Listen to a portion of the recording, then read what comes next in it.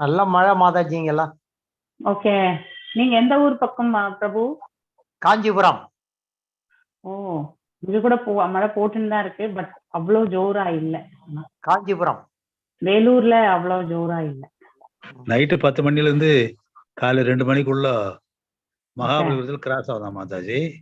அதனால ஹெவியா இருக்கும். நைட்ல போக கூடாது வெளியிலேயே. அவங்க வண்டியெல்லாம் சேஃப்டியான இடத்துல விடணும், மரம் இல்லாத இடத்துல விடணும், மரத்துக்கு கீழே போக கூடாதுன்னு சொல்லியிருக்காங்க.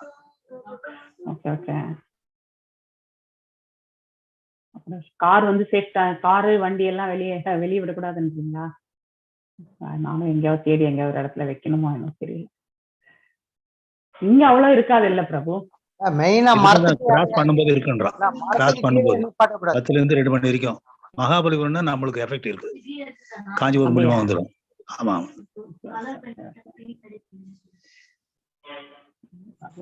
ஹரே கிருஷ்ணா மாதாஜி. ஹரே கிருஷ்ணா பிரபு. ஹரே கிருஷ்ணா.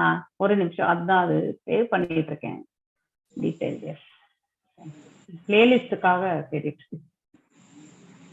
கொஞ்சம் வேற மாதிரி இருக்குங்க மாதாஜி நேத்தும் இன்னைக்கும். எஸ் பிரபு, ஆக்சுவலி நான் எங்க அம்மா வீட்டுக்கு வந்திருக்கேன். ஸோ இங்க இருக்கக்கூடிய background, laptop, every thing is totally இங்க இருக்கிற சிஸ்டம். அடுத்த வாரத்துல இருந்து மீண்டும் நம்ம ஊருக்கு போயிட வேண்டியதுதான். அவ்வளவுதான். அடுத்த வாரத்துல இருந்து எந்த டைம்ல மாதாஜி? சேம் இதே நம்ம 5 மணிக்கு தான் Prabhu. Because my mother is admitted in hospital, இன்னைக்கு தான் அழைச்சிட்டு வந்தேன். ஸோ அதனால இங்க வர வேண்டியிருந்ததுனால இந்த இடத்துல வந்து ஐ ஹாவ் டு அட்ஜஸ்ட். அதுக்காக ஓகே. எல்லாருக்கும் உங்க எல்லாருடைய ஒத்துழைப்பினால என்னால இந்த சேவையை செய்யறதுக்கு இந்த எல்லார்கிட்டையும் நான் மிக்க நன்றிகளை தெரிவித்துக் கொள்கின்றேன்.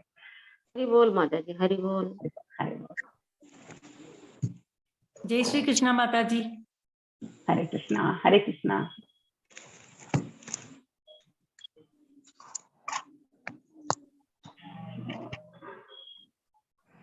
நம்ம இப்போ 17ல இருந்து 35வது ஸ்லோகம் இல்லையா? அந்த ஸ்லோகம் பார்த்து பார்க்கலாம்.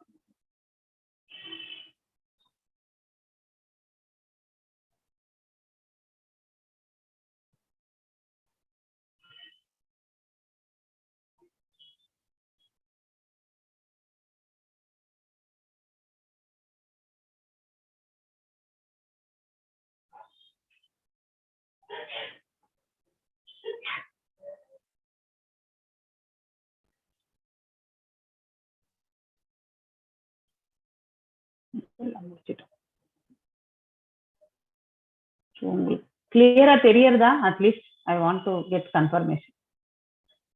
உங்களுக்கு இதெல்லாம் எதுவும்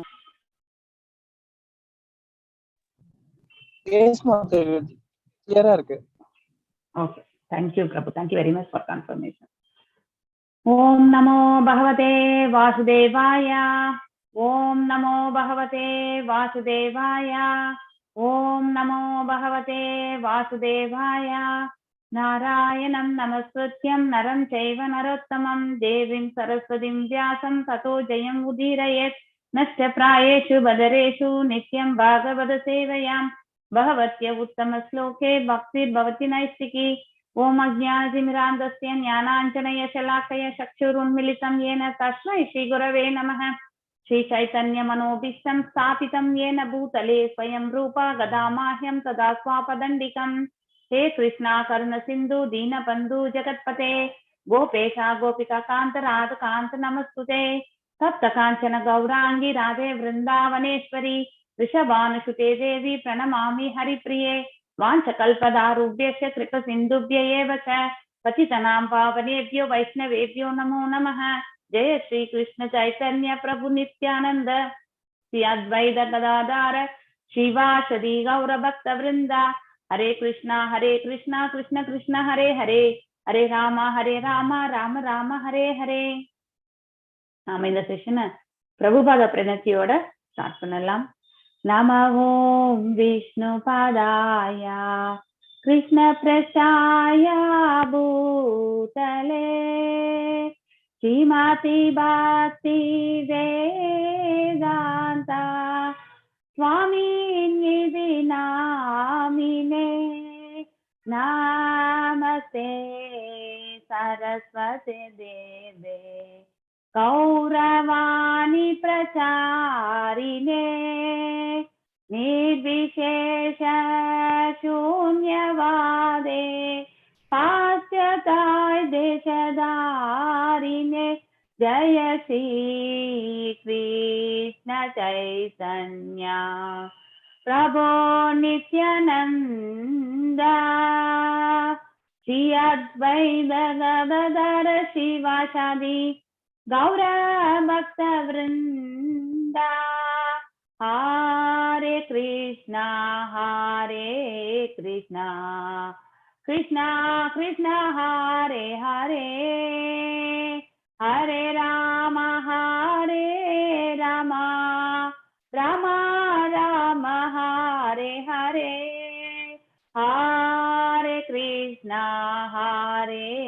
कृष्णा कृष्णा कृष्णा हरे हरे हरे राम राम राम हरे हरे हरे कृष्णा कृष्णा कृष्णा हरे हरे हरे राम राम राम हरे हरे जय राधा गोविंद राधे जय गौरनिताय जय गौरनिताय जय प्रभुपदा जय प्रभुपदा नित्य गौर हरि बोल नित्य गौर हरि बोल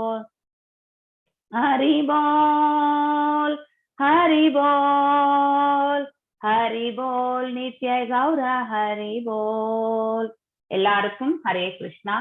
ஸோ நாம் இப்போ அதாவது 4வது பாகம் இந்த அத்தியாயத்துல வந்து நம்ம பார்க்க போகிறது. அதாவது நிஷ்காம கர்ம யோகத்தின் மூலமாக அர்ஜுனரை வந்து பகவான் நீ ஒரு முன் உதாரணமாக இரு அப்படின்னா நீ செய்யக்கூடிய இந்த அதாவது போர் வந்து நீ நடத்தணும். அந்த போரில் வரக்கூடிய விளைவுகளை பற்றி எல்லாம் நீ வந்து எந்த ஒரு எதிர்பார்ப்பையும் வைத்துக் கொள்ளக்கூடாது. எக்ஸ்பெக்டேஷன் வாழ்க்கையில் எதிர்பார்ப்புகளை நாம் வைத்துக் கொள்ளவே கூடாது. எதிர்பார்ப்புகளை வைத்துக் கொள்ளும் பொழுது நமக்கு வந்து அதற்கு எதிர்மறையாக நடக்கும் பொழுது நம்ம மனசு வந்து சங்கடப்படும், அதனால துயருறும் இல்லையா? சோ அதை ரொம்பவுமே நம்ம ஆழ்நிலையில நம்ம எடுத்து ஆராய்ந்தோம் என்றால் நமக்கு அதனால விளையக்கூடியது எல்லாமே வந்து பாதகம்தான் இல்லையா? நம்முடைய அதாவது ஆரோக்கியம், அதாவது எண்ணங்கள் மற்றும் நம்முடைய மனநிலை இவை அனைத்திற்குமே வந்து ரொம்பவுமே வந்து கடினமான சூழ்நிலையை வந்து ஏற்படுத்தி கொடுக்கும். ஒருவருடைய மனது ஸ்திரமான நிலை மற்றும் வந்து ஒரு பேலன்ஸ்டா, அதாவது பாத்தீங்கன்னாக்கா எந்த ஒரு நிலையிலுமே தன் நிலையை தாழ்த்தி கொள்ளாமல் அனைத்தையும் ஒரு போல பார்த்து பக்குவமாக இருக்கக்கூடிய மனது வந்து இந்த பிரபஞ்சத்தில் வந்து நல்ல நிலையை வந்து அடைகின்றது. அவர்களால் வந்து எந்த ஒரு சூழ்நிலையுமே எதிர்கொள்ளக்கூடிய அந்த சக்தியை வந்து எல்லாம் வல்ல இறைவன் வந்து வழங்குகிறார்.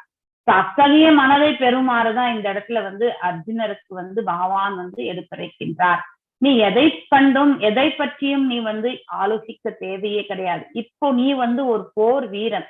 அந்த போர் வீரனாக இருந்து உன்னுடைய கடமை போர் புரிதல் என்னும் அந்த கடமையை வந்து தர்மத்திற்காக நீ போர் புரி. உன்னுடைய அதாவது எதிர்பார்ப்புகளுக்காக நீ போர் புரியவே வேண்டாம் இல்லையா? யாரையுமே தன்னுடைய சொந்த பந்தங்கள், உறவினர்கள், மேலும் வந்து அதாவது தாத்தா மற்றும் குரு, அந்த மாதிரி ஃப்ரெண்ட்ஸ், இவங்க எல்லாரையுமே வந்து நீ வந்து இழக்க போகின்றா என்ற அந்த மனதோடு நீ போர் புரிய வேண்டாம் அப்படின்னு சொல்லிட்டு பகவான் வந்து அர்ஜுனருக்கு எடுத்துரைக்கின்றார். சோ நிஷ்காம கர்மா என்றால் ஒவ்வொருவரும் தான் செய்யக்கூடிய செயல்கள் தான் வந்து கர்மமாகின்றது. காமா என்றால் அதன் மீது ஈடுபாடு. சோ ஒருவர் தான் செய்யக்கூடிய செயல்களின் மீது ஏற்படக்கூடிய ஈடுபாடு. நிஷ் என்றால் அவ்வாறு ஈடுபாடு அற்ற நிலை. சோ அப்படின்னா பலன்கள், தான் என்ன செயல்கள் செய்தாலுமே அதன் பலன்கள் மேல் வந்து பற்று கொள்ளாமல், தன்னுடைய கடமையாக மட்டுமே அவன் வந்து கடமை ஆற்ற வேண்டும் என்று பகவான் ரொம்பவுமே அதாவது ரொம்ப ஸ்ட்ராங்கான ஒரு கம்யூனிகேஷன் இந்த அத்தியாயத்துல வந்து யாருக்கு வழங்குகிறார்? அர்ஜுனனுக்கு வழங்குகிறார். இது அர்ஜுனனுக்கு மாத்திரம் கிடையாது, நம்மை போல இருக்கக்கூடிய சாதாரண மக்களுக்கும் இதே நிலைதான். நாம் எப்பொழுது இத்தகைய மன உறுதியோடு நம்முடைய செயல்பாடுகளை எல்லாம் நாம் அமைத்துக் கொள்கின்றோமோ அப்ப நம்முடைய வாழ்க்கையில் வந்து மேன்மை என்பது தானாகவே வந்து அடையும். நம்முடைய ஃபியூச்சர் லைஃப் மேன்மையாக அமையறதுக்கு வந்து இது ஒன்றுதான் மார்க்கம். எல்லாராலும் பார்க்கும் பொழுது நம்ம வந்து மேன்மையான நிலையில இல்லாம கூட இருக்கலாம் இல்லையா, வசதி வாய்ப்புகள் இல்லாமல் இருக்கலாம். ஆனால் உள்ளத்தால் நாம் வந்து உயர்ந்தவர்களாக எப்பொழுதுமே காட்சியளிப்போம். ஏனென்றால் இந்த பிரபஞ்சத்தில் இருக்கக்கூடிய செல்வங்கள் எப்பொழுதுமே நிலையற்றது. இன்னைக்கு வந்து மாடக மாளிகையில் இருப்பவர்கள் நாளை வந்து ஒரு சாதாரண குடிசையில் வாழக்கூடிய நிலையும் வந்து ஏற்படுத்தும். அப்படிப்பட்ட நிரந்தரமற்ற தன்மை கொண்டதுதான் இந்த பௌதீக உலகம். அதனால பௌதீகத்தின் தரப்பில் இருக்கக்கூடிய அந்த ஈடுபாடை நாம் குறைத்து வெறுமனே ஆன்மீகத்தின் தரப்பில் செல்லக்கூடிய அந்த மார்க்கத்திற்கு நாம வந்து நம்முடைய மனதை வந்து இட்டு செல்ல வேண்டும். அதற்கு ஒரே மார்க்கம் வந்து பக்தி தான். அதாவது நம்ம ஆல்ரெடி அதை பத்தி பார்த்தோம் இல்லையா, பக்தியால போகிறது எப்படி, அதாவது கர்மயோகம் செய்தாலும் ஞானத்தை அபிவிருத்தி செய்து கொண்டு இறுதியில பக்தி போனா மட்டும்தான் நம்மளால வந்து அந்த எக்ஸ்டெண்டட் இல்லையா, அதாவது இருக்கிற நிலையை விட இன்னும் அதாவது எக்ஸ்பேண்டடா பண்ணக்கூடிய நிலை லேடர், அதுதான் நம்ம நேற்று படிச்சோம் இல்லையா. நேற்றைய அத்தியாயத்துல வந்து நம்ம அந்த லேடர் எங்க அப்படிதான் வந்தது, அதுதான் நம்ம பார்த்தோம். லேடர் எங்க முன்னாடியே போயிடுக்க இந்த லேடர் 3 நிலைகள். அதாவது எக்ஸ்பிரஸ் எலிவேட்டர்னாக்கா, எலிவேட்டர்னா நம்ம வந்து லிஃப்ட் இல்லையா, எக்ஸ்பிரஸ் நம்ம வந்து எத்தனையோ இப்போ ஹாஸ்பிட்டலுக்கு போறோம், 10 ஃப்ளோர் 15 ஃப்ளோர் இருக்கக்கூடிய பில்டிங் தான் ஹாஸ்பிட்டல் இப்போ இல்லையா. ஸோ 0 பேஸ்ல இருந்து நம்ம ஏறணும்னாக்கா வித்தின் ஒரு 5 நிமிஷத்துக்குள்ளேயே நம்ம வந்து மேல போயிட்டு நம்ம வந்து 10வது 15வது ஃப்ளோர் அடைஞ்சிடறோம். அது அந்த மாதிரியான நிலைதான் வந்து ஒருவர் வந்து பக்தியின் மூலமாக செல்லுதல். ஸோ அவன் வந்து செய்யக்கூடிய சமர்ப்பணம் வந்து பகவானிடத்தில், அதாவது பூர்ணமான சமர்ப்பணத்தை செய்து அவன் சாதன பக்தியை பயின்று மேலும் பாவ பக்தியில் சென்று இறுதியில் பிரேம பக்தியில் வந்து அவன் நிலை பெறுகின்றான். அதுதான் எக்ஸ்பிரஸ், வெறுமனே பக்தி, வேற எதுவுமே கிடையாது. அடுத்து நிஷ்காம கர்மயோகத்திலிருந்து பக்தி யோகம், இது நெக்ஸ்ட் படிப்படியாக செல்லுதல்.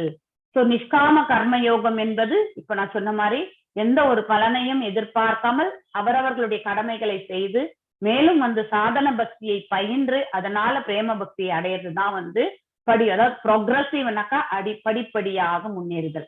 நெக்ஸ்ட் எக்ஸ்டெண்டட்னாக்கா ஒருத்தர் வந்து ஃபர்ஸ்ட் நிஷ்காம கர்மயோகத்திலிருந்து ஞானத்தை ஃபர்ஸ்ட் அப்புறம் அபிவிருத்தி செஞ்சு அதுக்கப்புறம் வந்து பக்திக்கு போகிறது, அது வந்து எக்ஸ்டெண்டட், அதாவது விரிவான, அதாவது ஒவ்வொரு யோகத்திலுமே அவன் நிலை பெற்று மேலும் வந்து யோக அதாவது பயிற்சி செய்து அதனால வந்து பக்தியை வந்து அடையிறது. ஸோ இந்த 3 நிலைகள். இதுல எது சுலபம்? நமக்கு பக்தி யோகம் தான், டைரக்டா போறது மட்டும்தான் நமக்கு சுலபமான வழி. ஏன்னா மனச புலனை இதெல்லாம் கட்டுப்படுத்த அதன் மீது நம்ம வந்து போக்கஸ் பண்ண வேண்டியதில்லை. கேவல பக்தி மீது நம்ம போக்கஸ் பண்ணாலே ஆட்டோமேட்டிக்கலி இந்த புலன்கள் மனசு புத்தி எல்லாமே வந்து ஒரு நிலை கொள்ளும். இதை செய்யாதே என்று உள்ளுக்குள்ளிருந்து சொல்லவும் வைக்கும். இதை மாத்திரம் செய், இவ்வழி செல் அப்படிங்கிற அந்த உத்தரவும் நமக்கு உள்ளுக்குள்ளிருந்தே கிடைக்கும் இல்லையா. ஏனென்றால் பக்தி வந்து நம்மளை வந்து பரிசுத்தப்படுத்துகின்றது. நம்மிடம் இருக்கக்கூடிய தேவையற்ற அழுக்குகள் அனைத்தையுமே அது வந்து தூரமாக விலக்கி எறிகின்றது இல்லையா. சோ நிஷ்காம கர்மயோகி எவ்வாறு வந்து தன்னுடைய புரிதலை வந்து அவன் வந்து நினைவு அதாவது தொகுக்கின்றான் என்றால், my prescribed duties are meant to bring material reward, நிஷ்காம, but I don't have any material desire in this life இல்லையா. எனக்குன்னு விதிக்கப்பட்ட கடமைகள், எஸ் பௌதீக உலகத்தில் வந்து நமக்கு பௌதீக செயல்கள் தான் உண்டு இல்லையா. அந்த பௌதீக செயல்களில் வரக்கூடிய லாபங்கள் அனைத்தும் நம்மளை வந்து பந்தப்படுத்தும். இதுதான் வந்து இந்த இயற்கையினுடைய நியதி. ஆனால் அப்படிப்பட்ட நிலையில் இருக்கக்கூடிய நான் செய்யக்கூடிய செயல்கள், எனக்குன்னு விதிக்கப்பட்ட கடமைகள் வந்து எனக்கு பொருளீட்டத்தான் வேண்டும் இல்லையா. அதன் மேல் நான் வந்து பொருளீட்டு நான் என்னுடைய வாழ்க்கை நிலையை வந்து நான் அமைத்துக் கொள்ளதான் வேண்டும். அதுதான் என்னுடைய ரிவார்டு. அதாவது எனக்கு இருக்கக்கூடிய வெகுமதி எதுனாக்கா மெட்டீரியல் தான் இல்லையா. பௌதீகம் தான் எனக்கு வெகுமதியாக இருக்கின்றது. ஆனால் எனக்கு எந்த விதமான ஆசைகளுமே இல்லை அப்படின்னா, பௌதிக ஆசைகளுமே இந்த பிரபஞ்சத்தில் இல்லை எனக்கு. நாட் ஐ டிசையர் ஸ்வர்கலோகம், எனக்கு ஸ்வர்கலோகமும் எனக்கு தேவையில்லை.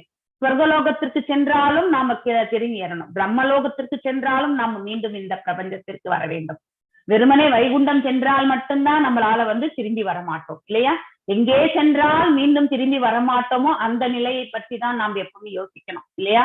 அங்கே சென்ற பிறகு நாம இங்க என்ன பகவானுக்கு நித்திய சேவை செஞ்சுட்டு இருந்தோமோ அதே சேவையை தான் நாம் அங்கேயும் செய்வோம். I know I am not this body, எனக்கு தெரியும் நான் இந்த உடல் அல்ல. So why should I need to perform my prescribe duty? நான் எதற்கு இந்த கடமைகளை செய்யணும் இல்லையா? ஸோ இப்படிப்பட்ட ஒரு நிலைதான் இந்த நிஷ்காம கர்ம யோகத்தில் இருப்பவர்கள் அதாவது அவர்களுடைய மனநிலை இருக்கும். ஸோ இந்த ஃபாலோயிங் வர்சஸ்ல பாத்தீங்கன்னாக்கா Krishna explains why one free from material should nevertheless perform his duties. அதாவது ஏன் ஒருவர் இந்த பௌதீக செயல்கள் பௌதீக ஆசைகளிலிருந்து விடுபட்டவர்கள் அவர்கள் செய்ய வேண்டிய கடமைகள் எதுவுமே செய்யாம இருக்கணும்னு நினைக்கிறதுக்கான காரணம் என்ன என்பதை மேலும் வரக்கூடிய பதங்கள்ல இப்போ பிரபு அதாவது பாத்தீங்கன்னாக்கா பகவான் விளக்க போகின்றார். ஆனால் இதுல ஒண்ணு என்னன்னாக்கா பௌதீகத்தில் நமக்கு அதாவது பௌதீக ஆசைகள் அற்று நாம செயல்படும் பொழுது நம்முடைய கடமைகள் அனைத்துமே பகவானுக்காக தான், he is the supreme enjoyer என்று நினைத்து கொண்டு செய்ய வேண்டும். அப்பொழுதுதான் அது நிஷ்காம கர்ம யோகம் இல்லையா? எந்தையுமே ஆசைகளை நம்மளை விடுத்து வாழ முடியாது. இந்த பிரபஞ்சத்திற்கே இருக்கக்கூடிய பேசிக் அதாவது குவாலிட்டி என்னன்னாக்கா டிசையர் தான், ஆசை. அதுதான் நம்ம ஆலமரத்தை நம்ம பிரபுவதர் டிசையர் ட்ரீ தான் வச்சிருப்பார் இல்லையா?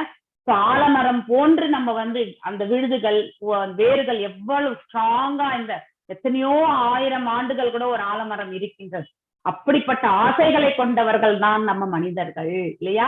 அவ்வளவு ஸ்ட்ராங்கான டிசையர். சோ அந்த மாதிரி மெட்டீரியல் டிசையர்ல இருந்து நம்ம நாம விடுவித்துக் கொள்ளணும்னாக்கா நமக்கு வேறு ஒரு விதத்துல ஆசை உருவாக வேண்டும். இங்க இருக்கக்கூடிய ஆசையை நம்ம அங்க எடுத்துட்டு போய் விட்டாதான் நம்ம இந்த ஆசையை விட முடியும். எது வரைக்குமே நம்ம ஆசையை துறக்கிறேன்னு சொல்லிட்டு நான் பக்குவமே இல்லாத நிலையில போயிட்டு நான் காவி கட்டின்னு உட்கார்ந்து இருந்தேனாக்கா உள்ளுக்குள்ள மனசு ஃபுல்லா ஆசையா தான் இருக்கும். வெளியில தோற்றம் தான் எனக்கு காவி உடையோட உட்கார்ந்துருப்பேன் நான் இல்லையா? சோ ஆசையை துரத்தல் என்பது அவ்வளவு எளிதான செயல் கிடையாது. ஆசையை யாராலுமே வெல்ல முடியாது. ஆனா ஆசையை மாற்றிக் கொள்வது என்பது மிக மிக முக்கியமானது. சோ பௌதிக ஆசையை கலைந்து நாம ஆன்மீகத்தின் தரப்பில் நம்முடைய ஆசைகளை வளர்த்து செல்ல வேண்டும். இப்போ பகவான் அதை why one freed from material desire should nevertheless perform his duties. So அவர்கள் அவர்களுடைய செயல்கள் அதாவது கடமைகளை செய்ய வேண்டிய அவசியம் இல்லை என்று எதற்காக சொல்கின்றார் பகவான் அப்படின்னா, அவங்க கடமையை செய்யாம இருக்க மாட்டாங்க, கடமையை கண்டிப்பாக ஆற்றுவார்கள். ஆனால் அதை எவ்வாறு ஆற்றுவார்கள் என்றால் இறைவனுடைய எல்லாம் வல்ல இறைவனுடைய திருப்பணி என்று ஏற்று செய்வார்கள். அப்ப அது திருப்பணி ஆகும் பொழுது அது நமக்கு கடமைகளாகவே அறிவது கிடையாது. சோ கடமையும் திருப்பணியும் வெவ்வேறு இல்லையா?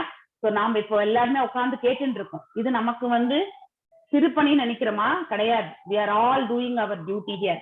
அதாவது சவனமும் பண்ணிட்டு இருக்கோம், கீர்த்தனமும் செஞ்சுட்டு இருக்கோம் இல்லையா? சோ இந்த ரெண்டு நிலைகளுமே இந்த இடத்துல செயல்பட்டு கொண்டிருக்கிறது.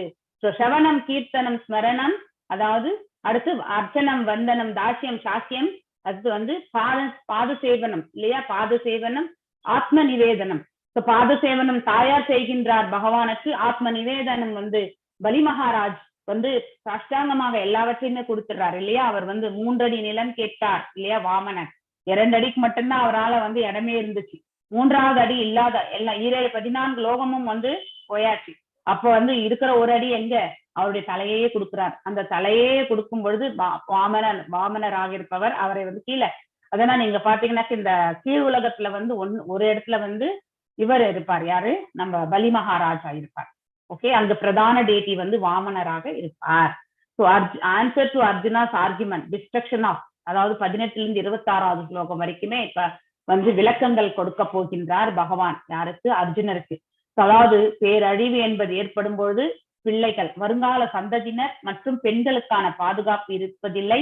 பெண்கள் கலங்கப்பட்டால் தேவையற்ற சந்ததியினர்கள் பிறவி எடுக்கும் பொழுது அப்படிப்பட்ட சந்ததிகளுடைய மூதாதையர்களுக்கு கர்மாதிகள் எதுவும் நடப்பது கிடையாது. அவர்கள் எல்லோருமே அந்த பித்ருக்கள் அதாவது அந்த நம்ம படைக்கக்கூடிய அந்த இது பகவானுக்கு நிவேதனம் பண்ணக்கூடிய அந்த இதுக்காக காத்துட்டு இருப்பாங்க. அப்ப இறைவனுடைய அருளும் அவர்களுக்கு கிடைக்க பெறுவது கிடையாது. அதனால சதா சர்வகாலமும் அவர்கள் நரகத்தில் உழண்டு கொண்டிருப்பதாக சீத பரம்பரை வாயிலாக அர்ஜுனன் கேட்டதாக முதன்மை அத்தியாயத்திலே சொல்கின்றார். அதற்கான விளக்கங்கள் வந்து இப்ப பகவான் வந்து 18வது ஸ்லோகத்துல இருந்து 26வது ஸ்லோகம் வரைக்குமே எடுத்துரைக்க போகின்றார். சோ எஸ் தத் ஆத்மரதித் ஏவ சத்யாத் ஆத்ம திருப்த ச மாணவக ஆத்மன்ய ஏவ சந்துஷ்ட தஸ்ய காரியம் நா வித்யதே. அதாவது மனித பிறவியை தன் உணர்விற்காக உபயோகித்து தன்னில் மகிழ்ந்து தன்னிலே திருப்தி கொண்டு தன்னிலே பூர்ணமாக இருப்பவனுக்கு கடமைகள் ஏதும் இல்லை. ஏனென்றால் நாம் எல்லாரும் கூட அந்த நிலை கொண்டால் அதற்கு மேற்பட்டு நமக்கு ஏதாவது கடமைகள் இருக்கும்னு நினைப்போமா? எப்பொழுதெல்லாம் நம்ம பக்தியினுடைய உச்சகட்டத்திற்கு செல்ல முடியுமோ ஒரு சில நேரத்துல வந்து நம்மளே பாவ பக்தி வெளிப்படுத்தக்கூடிய நிலைக்கு கூட வருவோம். சில பேருக்கு உண்டு இல்லையா, அந்த அதாவது அவங்க கண்ணுல இருந்து தானா தாரதாரியா நீர் வரும். சில பேருக்கு வந்து பக்தியினுடைய ஒவ்வொருத்தருடைய பக்தியும் ஒவ்வொரு லெவல். அதனால வந்து யாரையுமே நம்ம தவறாக எடை போடவே கூடாது. அவர்கள் நிறைய சாஸ்திரங்களை ஃபாலோ பண்ணாங்களா அப்படின்லாம் நம்ம கேட்கக்கூடாது. சில பேருக்கு வந்து பாமரனா இருப்பவனுக்கு அவனுடைய பக்தி லெவலே வேறமே இருக்கும் இல்லையா. அவனுடைய உணர்தல் சாஷ்டாங்கமாக பகவானிடத்தில் முழுமையாக தன்னை அர்ப்பணித்து கூட இருப்பான். அவனுக்கு வந்து வேத மந்திரங்கள் கூட தெரிந்திருக்காமல் இருக்கலாம். ஆனால் அவனுடைய பக்தியினுடைய அளவு வந்து அதாவது நன்கு கற்றறிந்த பிராமணரை விட வந்து அதிகமாக கூட இருக்கும். அதனால இவர்களுக்கு மட்டும்தான் ஹையஸ்ட் லெவல், எதுவுமே அறியாதவர்களுக்கு வந்து பக்தி இல்லை என்று நாம் என்றைக்குமே எடை போடக்கூடாது. பக்தியினுடைய லெவல் வந்து அவர்களுடைய உணர்தல், அவர்களுடைய சமர்ப்பணம் பகவானிடத்தில் எந்த அளவுக்கு அவங்க சமர்ப்பித்திருக்கிறார்களோ அதற்கேற்றவாறுதான் அது அமைய பெறும். இந்த இடத்துல வந்து தன் உணர்வுக்காக இந்த உடலை இல்லையா, இந்த மனித பிறவியை வந்து உபயோகப்படுத்தக்கூடிய ஒரு மனிதன் வந்து ஆத்மாவில் வந்து தன் பகவானிடத்தில் வந்து பக்தி கொள்ளும் பொழுது தன்னிலேயே அவன் மகிழ்கின்றான். அதாவது அந்த யோக நிலையில் சம்பந்தம் ஏற்படுத்தி கொண்ட பிறகு அதிலேயே அவன் வந்து மகிழ்கின்றான். ஒரு க்ஷணம் வந்து நம்ம பகவானை நம்ம கண்ணுக்கு தரிசனம் பண்ணா அந்த அதாவது நம்ம ஜபம் செய்யும் பொழுதோ சடனா பகவான் நமக்கு தோன்றி மறைஞ்சா நமக்கு எப்படி இருக்கும்? வில் ஃபீல் வெரி ஹாப்பி இல்லையா? அந்த மாதிரிதான். சோ அந்த இடத்துல நம்ம ஏற்படக்கூடிய மகிழ்ச்சி எப்படி இருக்கும்? நம்மளால அதை மெஷர் பண்ணவே முடியாது இல்லையா? அப்படிப்பட்ட ஒரு மகிழ்ச்சி சிமிலர் தான்.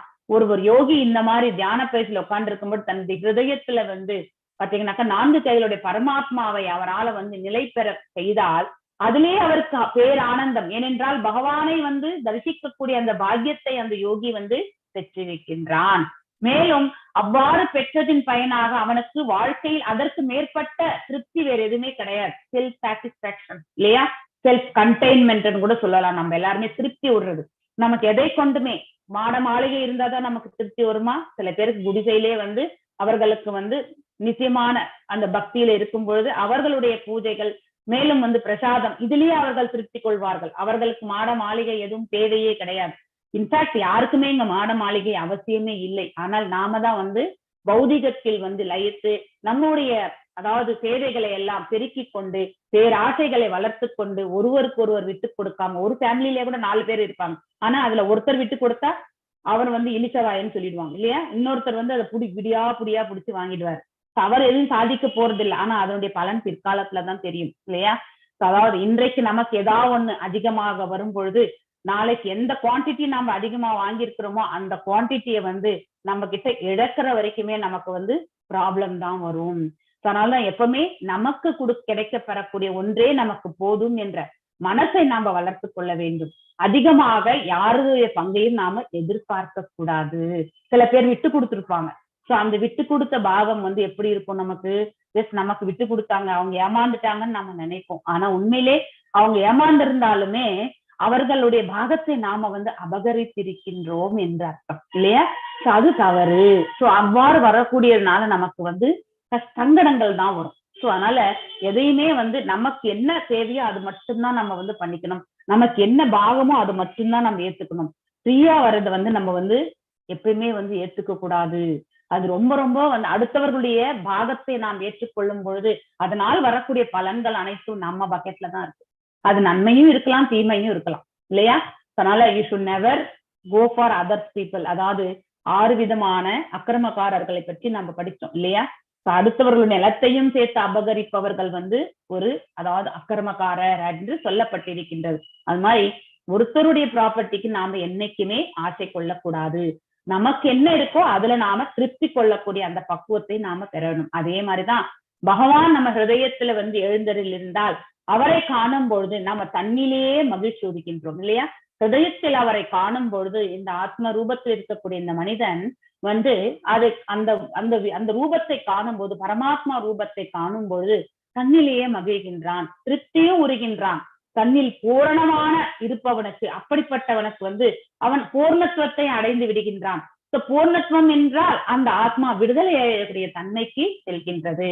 சோ சம்பந்தத்தை ஏற்படுத்திக் கொள்கின்றது. பகவானை தரிசிக்கக்கூடிய வாய்ப்பு அந்த மனிதனுக்கு கிடைக்க பெறும் பொழுது அவனுடைய ஆத்மாவும் பரமாத்மாவும் வந்து இணைந்து விடுகின்றது. அது இன்டகிரேஷன் சொல்லுவாங்க, இணைப்பு அப்படின்னு சொல்லுவாங்க இல்லையா? சோ அந்த நிலையில் அவன் சமாதி நிலையில் இருக்கின்றான். அதிலே அவனுக்கு பேரானந்தம் என்பதை அவனால உணர முடியும். அப்படிப்பட்டவனுக்கு வந்து கடமைகள் என்பது இந்த இடத்துல எதுவுமே கிடையாது.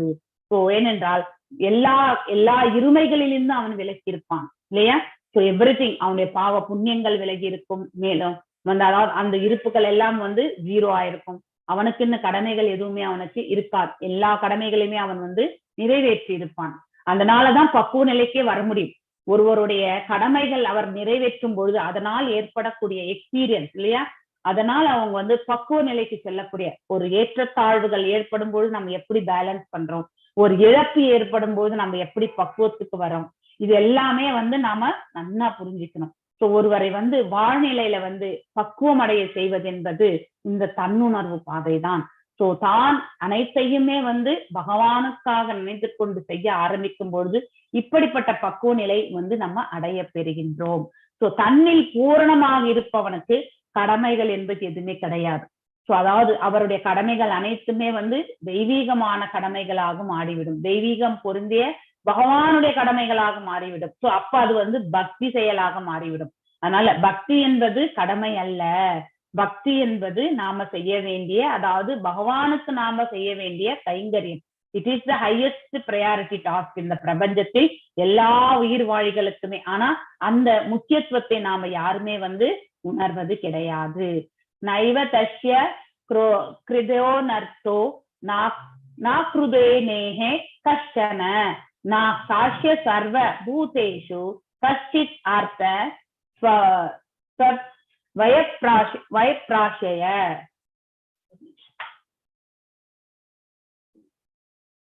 ஒரு நிமிஷம், கிளியரா தெரியறதா? ஒரு நிமிஷம் தெரியுதா? ஒரே நிமிஷம், இது டல்லா இருக்கு. ஒரு நிமிஷம். வேதா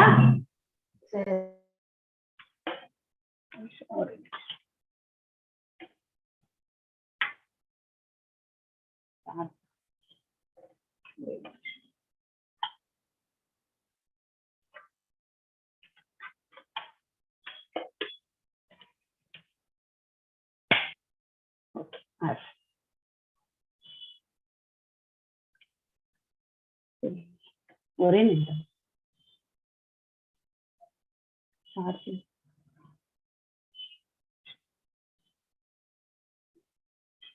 எனக்கு என்ன இது ஆஃப் ஆயிடுமோன்னு ஒரு பயமா இருக்கு. ஒரே நிமிஷம். Low voltage madam, low voltage.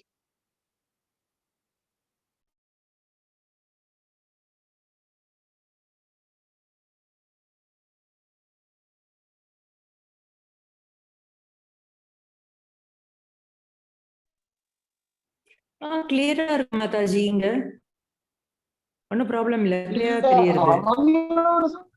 அவங்களோட ஸ்கிரீன் வந்து டல்லா இருக்க மாட்டேங்குது. மேபி அங்க சென்னையில வந்து அந்த ஸ்டார்ம்னால ஒரு கொஞ்சம் ஏரியால வந்து சரியா வரலையா இருக்கும். இல்ல அவங்களோட டிவைஸ்ல ப்ராப்ளம் மாதாஜி, நம்மளுக்குள்ள கிளியரா இருக்கு, ஒன்னும் ப்ராப்ளம் இல்ல. நல்லாதான் இருக்குது மாதாஜி, நல்லா கேக்குது, பேசுறதும் கேக்குது மாதாஜி, கிளியராவும் தெரியுது, எழுத்தெல்லாம் எங்களுக்கு கேக்குது, நல்லா இருக்கு. அதான் நீங்க சென்னையில இருந்தீங்கன்னா மழை இல்லையா, மழை அதுல எதுனா அங்க ப்ராப்ளமா இருக்கும். மழை புயல் இல்லையா, அதனால எதனா ப்ராப்ளமா இருக்கும். நாங்க அவுட் சைட் சென்னை இருக்கோம், ஒன்னும் பிரச்சனை இல்லை எங்களுக்கு.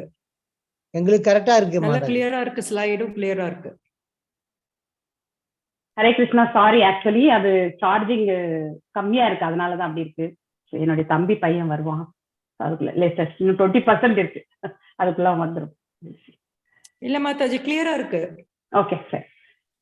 ஸோ தன்னை ఉనర్నవనకు ఇది ఛార్జింగ్ లో ఉందా, బట్ ఇక్కడ ఇండికేషన్ తెలియట్లేదమ్మా. చూడు ఇక్కడ చూసే అది కరెక్టా అని ఒక నిమిషం. கரெக்டா? தன்னை உணர்ந்தவனுக்கு விதிக்கப்பட்ட கடமைகளை செய்வதால் அடைய வேண்டிய நோக்கம் எதுவுமே கிடையாது இல்லையா? சோ இந்த பிரபஞ்சத்தில் தன்னை உணர்ந்தவர்களுக்கு என்ன வேண்டும், அவருடைய தேவைகள் என்ன இந்த பிரபஞ்சத்தில் என்பது அவர்களுக்கு நன்னா தெரியும் இல்லையா? இங்க எதுவுமே நம்ம எடுத்துக்கிட்டு போறது இல்லைன்றது வந்து பாமரனாலும் சொல்லக்கூடிய ஒரு வாக்கியம்தான். ஆனா அதை உணர்ந்து சொல்பவன் யார் என்றால் ஒரு ஞானி, ஒரு யோகியாக தான் இருப்பான் இல்லையா? ஒரு பக்தனாக தான் இருப்பான். சோ நமக்குன்னு விதிக்கப்பட்ட கடமைகள் நாம கண்டிப்பாக செய்ய வேண்டும் இல்லையா? ஆனா நோக்கம் எதுவுமே கிடையாது. எல்லாமே பகவான் நமக்கு அவருடைய கைங்கரியமா கொடுத்திருக்காரு இல்லையா? நமக்கு ஒரு பிள்ளை வரம் பெற்று இருக்கின்ற மேல எல்லாம் பகவான் கொடுத்த வரப்பிருப்பாங்க. அந்த பிள்ளையை நல்முறையில் வளர்த்து நாம வந்து நல்ல முறையில் வளர்த்து அவர்களுடைய வாழ்க்கையை அமைத்து கொடுக்க வேண்டியது நம்முடைய கடமை இல்லையா? அப்படிப்பட்டதுதான் வந்து தன்னை உணர்ந்து எந்த ஒரு செயலுமே வந்து உணர்ந்து அறிந்து செய்தல். இந்த செயல் வந்து செய்ய தகுந்த செயலா இல்லை செய்ய தகாத செயலா, நமக்கு விதிக்கப்பட்ட கடமையா இது அப்படின்னு பார்த்துட்டு எல்லாமே செய்யணும். இப்ப விதிக்கப்பட்ட கடமைகளை செய்வதால் அடைய வேண்டிய நோக்கம் எதுவுமே கிடையாது. ஸோ நம்ம பிள்ளைய வளர்க்கறதுனால நமக்கு ஏதாவது நோக்கத்தோட தான் வளர்ப்போமா? கண்டிப்பா கிடையாது. வெறுமனே அதாவது அன்பு பாராட்டி மட்டும்தான், அவனுடைய வளர்ச்சிக்காக மட்டும்தான் நம்முடைய செயல்பாடுகள் இருக்கும். அதே போன்றுதான் பக்தியும் நம்ம வந்து செய்ய வேண்டும். எல்லாமே பகவானுக்காக செய்யறது இல்லையா? சோ பகவான் மீது நம்ம பிரேமை கொள்வது என்பது அவ்வளவு சுலபமான காரியம் கிடையாது. எடுத்த உடனே நமக்கு பகவானுடைய விக்கிரகத்தை பார்த்து நமக்கு வந்து அன்பு வந்துருமா? பக்தி தான் ஃபர்ஸ்ட் வரும் இல்லையா? பக்தியை நம்ம வந்து எடுத்துட்டு போகும்போது பரவச நிலை வரும்பொழுது நமக்கு வந்து ஆட்டோமேட்டிக்கலி பகவான் மீது அந்த பிரேமையை நம்மளால வளர்த்துக்கொள்ளும். பிரேம பக்தி அவ்வளவு சுலபத்தில் நம்மளால அடைய முடியாது. இத்தகைய கடமைகளை செய்யாதிருக்கும் அவசியமும் இல்லை. மற்ற ஜீவன்கள் எதற்கும் நம்பி இருக்க வேண்டியதும் இல்லை.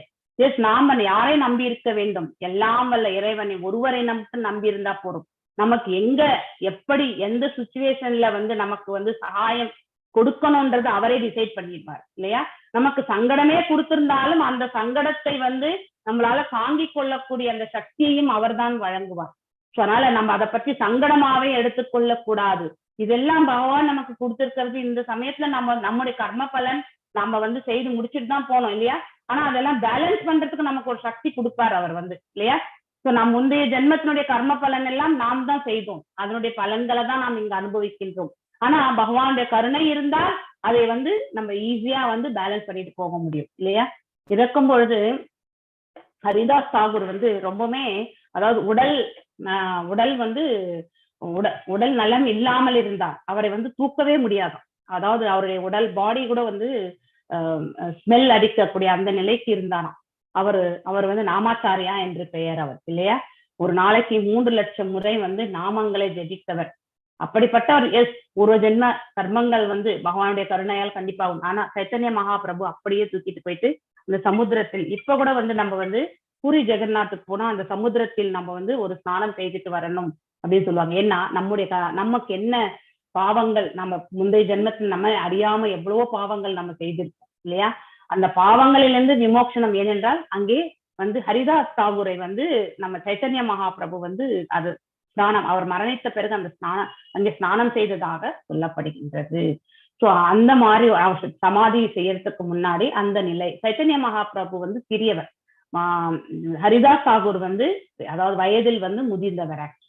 சோ அந்த மாதிரி மற்ற ஜீவன்கள் நான் உங்களுக்கு பூரி ஜெகநாத் பத்தி தெரிஞ்சிருக்கும்னு நினைக்கிறேன். ஒன்லி வந்து ஹிந்துஸ் மட்டும்தான், அதுவும் Indian and Hindus will be allowed இந்த டெம்பிள். வேற யாருமே விட மாட்டாங்க உள்ள, ஃபாரினர்ஸ் விட மாட்டாங்க ஈவன் தோ கன்வெர்டடா இருந்தாலும். ஹரிதாஸ் தாகூர் வந்து பிறப்பால் வந்து ஒரு முகமதியர் இல்லையா? ஸோ அதனால வந்து அவருக்கு வந்து அந்த டெம்பிள்ல என்ட்ரியே கிடையாது. ஸோ அந்த மாதிரி அவ்வளவு எலிவேட்டட் சோல் அவர் வந்து. அதுக்கப்புறம் ஒரு நாளைக்கு மகாமந்திரம் வந்து 3 லட்சம் முறை சொல்லக்கூடிய அவர் தன்னிலை பற்றி அவர் எவ்வாறு எடுத்துரைப்பார் என்றால் ஐ எம் வெரி அதாவது லோயஸ்ட் ஆஃப் த ஸ்பீஷீஸ் அப்படின்னு தான் சொல்லுவார். ஸோ அந்த மாதிரி தன்னை வந்து அவர் வந்து உயர்வாக என்றைக்குமே அவர் வந்து நினைத்து கொண்டது கிடையாது. பக்தியில் அவ்வளவு மேன்மையாக அடைந்தவர் நான் ஐ எம் எ கிரேட் அப்படின்னு என்னைக்குமே அவர் வந்து நினைத்தது கிடையாது. ஆனாலும் வந்து நம்ம சைத்தன்ய மகாபிரபு வந்து அவரை வந்து தூக்கி எடுத்து அதாவது அந்த கடலோரத்துல வந்து ஸ்நானம் செய்விச்சு அதுக்கப்புறம் தான் வந்து சமாதி அடைந்தார் என்று சொல்லப்படுகின்றது. சோ அந்த அளவுக்கு நம்ம எல்லாருக்குமே அந்த ஹியூமிலியேஷன் என்பது இருக்கணும் இல்லையா?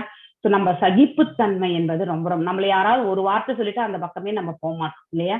அந்த மாதிரி குணாதிசயம் கொண்டவர்கள் தான் நாம். ஆனா அதையெல்லாம் சகிக்கணும். எவ்வாறு நமக்கு அந்த சகிப்புத்தன்மை வரும்? எல்லோரையும் ஒரு போல காணக்கூடிய அந்த மனப்பக்குவம். சோ எப்படி நம்ம எல்லாரையும் ஒரு போல காணக்கூடிய மனப்பக்குவம் வரும்? எல்லாருடைய ஹிருதயத்திலுமே பரமாத்மா உட்கார்ந்திருக்கார்.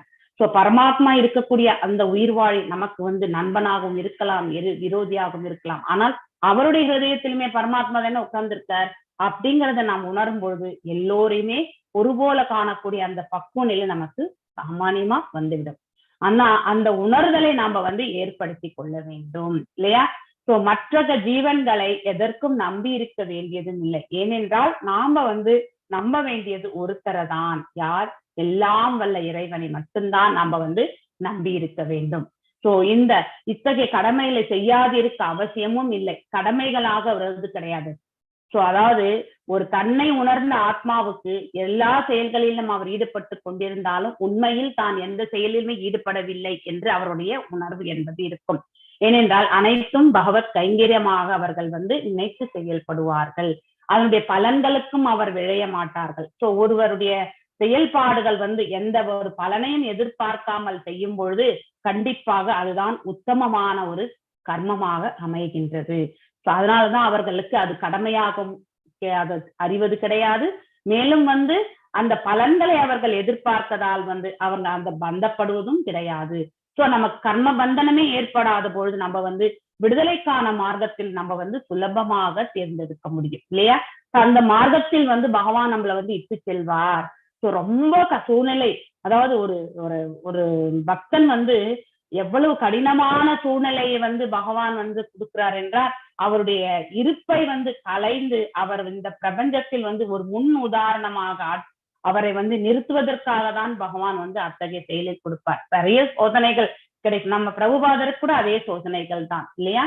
அவர் வந்து எல்லா, அதாவது அவருடைய பார்மசிக்கல் பிசினஸ் லாஸ் ஆயிட்டு அதை வந்து அதுக்கப்புறம் வந்து he left to US இல்லையா? சன்னியாசம் வாங்கிட்டு அவரே வந்து நம்ம அந்த 7 PM வந்து நம்ம பார்த்துட்டே இருக்கோம் இல்லையா? பக்தி சதாசால இப்ப எல்லாமே ஆச்சாரியால் பத்தி தான் நம்ம வாசிட்டு இருக்க போறோம் இனிமே. ஸோ இப்ப நான் எடுத்துட்டு இருக்கிறது வந்து இந்த வாரம் வந்து எடுத்தது வந்து நம்ம பிரபுபாதரை பத்தி தான். ஜஸ்ட் ஸ்டார்டிங் பேஸ், இன்னும் டீப்பா படிக்கும் இல்லையா? அந்த ஒரு திங்கள் அந்த கப்பல் பிரயாணத்துல வந்து அவருக்கு வந்து ஹார்ட் அட்டாக் வந்தது. 2 முறையோ 3 முறையோ ஹார்ட் அட்டாக். அது எல்லாவற்றையுமே பகவான் அவருக்கு ரட்சணை கொடுத்தார் இல்லையா? அவர் எதையுமே மாற்றம் செய்யவில்லை. ஒரே ஒரு நம்பிக்கை பகவான் மீது அவருக்கு, அவர் மீது அவர் செய்த அந்த பக்தி சேவை. காலையில் அவர் செய்த பகவானுக்கு நம்ம எல்லாரும் மங்களார்த்தி செய்யறோம் இல்லையா? பகவானுக்கு நிவேதனம் செய்யறோம் இல்லையா? குரு பூஜை செய்யறோம் இல்லையா? இது எல்லாமே அவர் வந்து கரெக்டா ஃபாலோ பண்ணிட்டு இருந்தார். எல்லாருக்குமே பிரசாதத்தை கொடுத்தார்.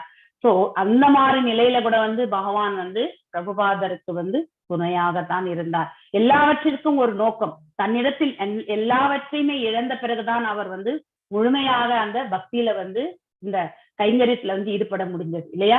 ஒரு சிறிதளவு கூட நமக்கு இருந்தாக்கா அந்த மேன்மையில போகிறதுக்கு வந்து நமக்கு வந்து அது தடைக்கல்லாக அமைந்து விடுகிறது. தஸ்மாத் அசக்த சததம் காரியம் கர்ம சமாச்சரக அசக்தோ ஹை ஆசரன் கர்ம பரம் ஆப்னோதி பூருஷக. அதாவது எனவே செயலின் பலன்களில் பற்றுதல் கொள்ளாமல், அதாவது நாம செய்யக்கூடிய செயல்களின் மீது அதனால் வரையக்கூடிய பலன்கள் மீது நாம் என்றைக்குமே பற்றுதல் கொள்ளக்கூடாது. கடமைக்காக செயல்படுவாயாக அப்படின்னு சொல்லிட்டு அர்ஜுனருக்கு வந்து யார் எடுத்துரைக்கிறார்? பகவான். சோ நீ எழுந்து போர் புரி. அதனுடைய விளைவு வந்து உனக்கு தோல்வியாகவும் இருக்கலாம், மேலும் வெற்றியாகவும் இருக்கலாம். வெற்றி பெற்றால் நீ வந்து இங்க அரசாள போகின்றாய், தோல்வியுற்றால் நீ சொர்க்கலோகத்திற்கு சென்று அங்கேயும் வந்து சுகமாகத்தான் இருக்க போகிறாய். அதனால நீ எதை பற்றியுமே வருத்தப்படாமல் எழுந்து போர் புரிவாயாக. பற்றின்றி செயலாற்றுவதால் ஒருவன் பரத்தை அடைகின்றான் என்று சொல்லியிருக்கார். சோ பரத்தை அடையணும்னாக்க பற்றின்றி நம்ம வந்து செயல்பட வேண்டும்.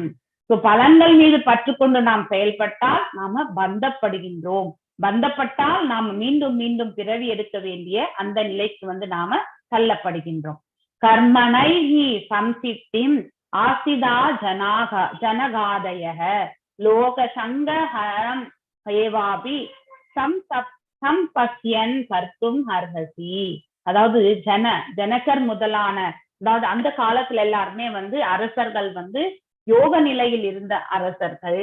அதாவது அவர்கள் தர்மம் அறிந்து அந்த அவர்கள் வந்து அரசாண்டார்கள். ஜனகர் முதலான அப்படிங்கிறது வந்து ஜனகரை போன்ற மன்னர்களும் நியமிக்க கடமைகளை செய்ததன் மூலமாகவே பக்குவம் அடைந்தனர்.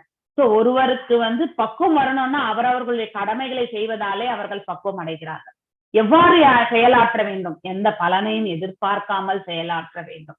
சோ பலனை எதிர்பார்த்தால் நம்ம பந்தப்பட்டு விடுகின்றோம். 1% நம்ம பலனை எதிர்பார்த்தா கூட அந்த கர்மம் வந்து நம்மள வந்து கண்டிப்பாக ஒட்டிக்கொள்ளும் இல்லையா? சோ நீங்க எல்லாரும் கூட பகவத் கைங்கரியம் பண்றீங்க இல்லையா?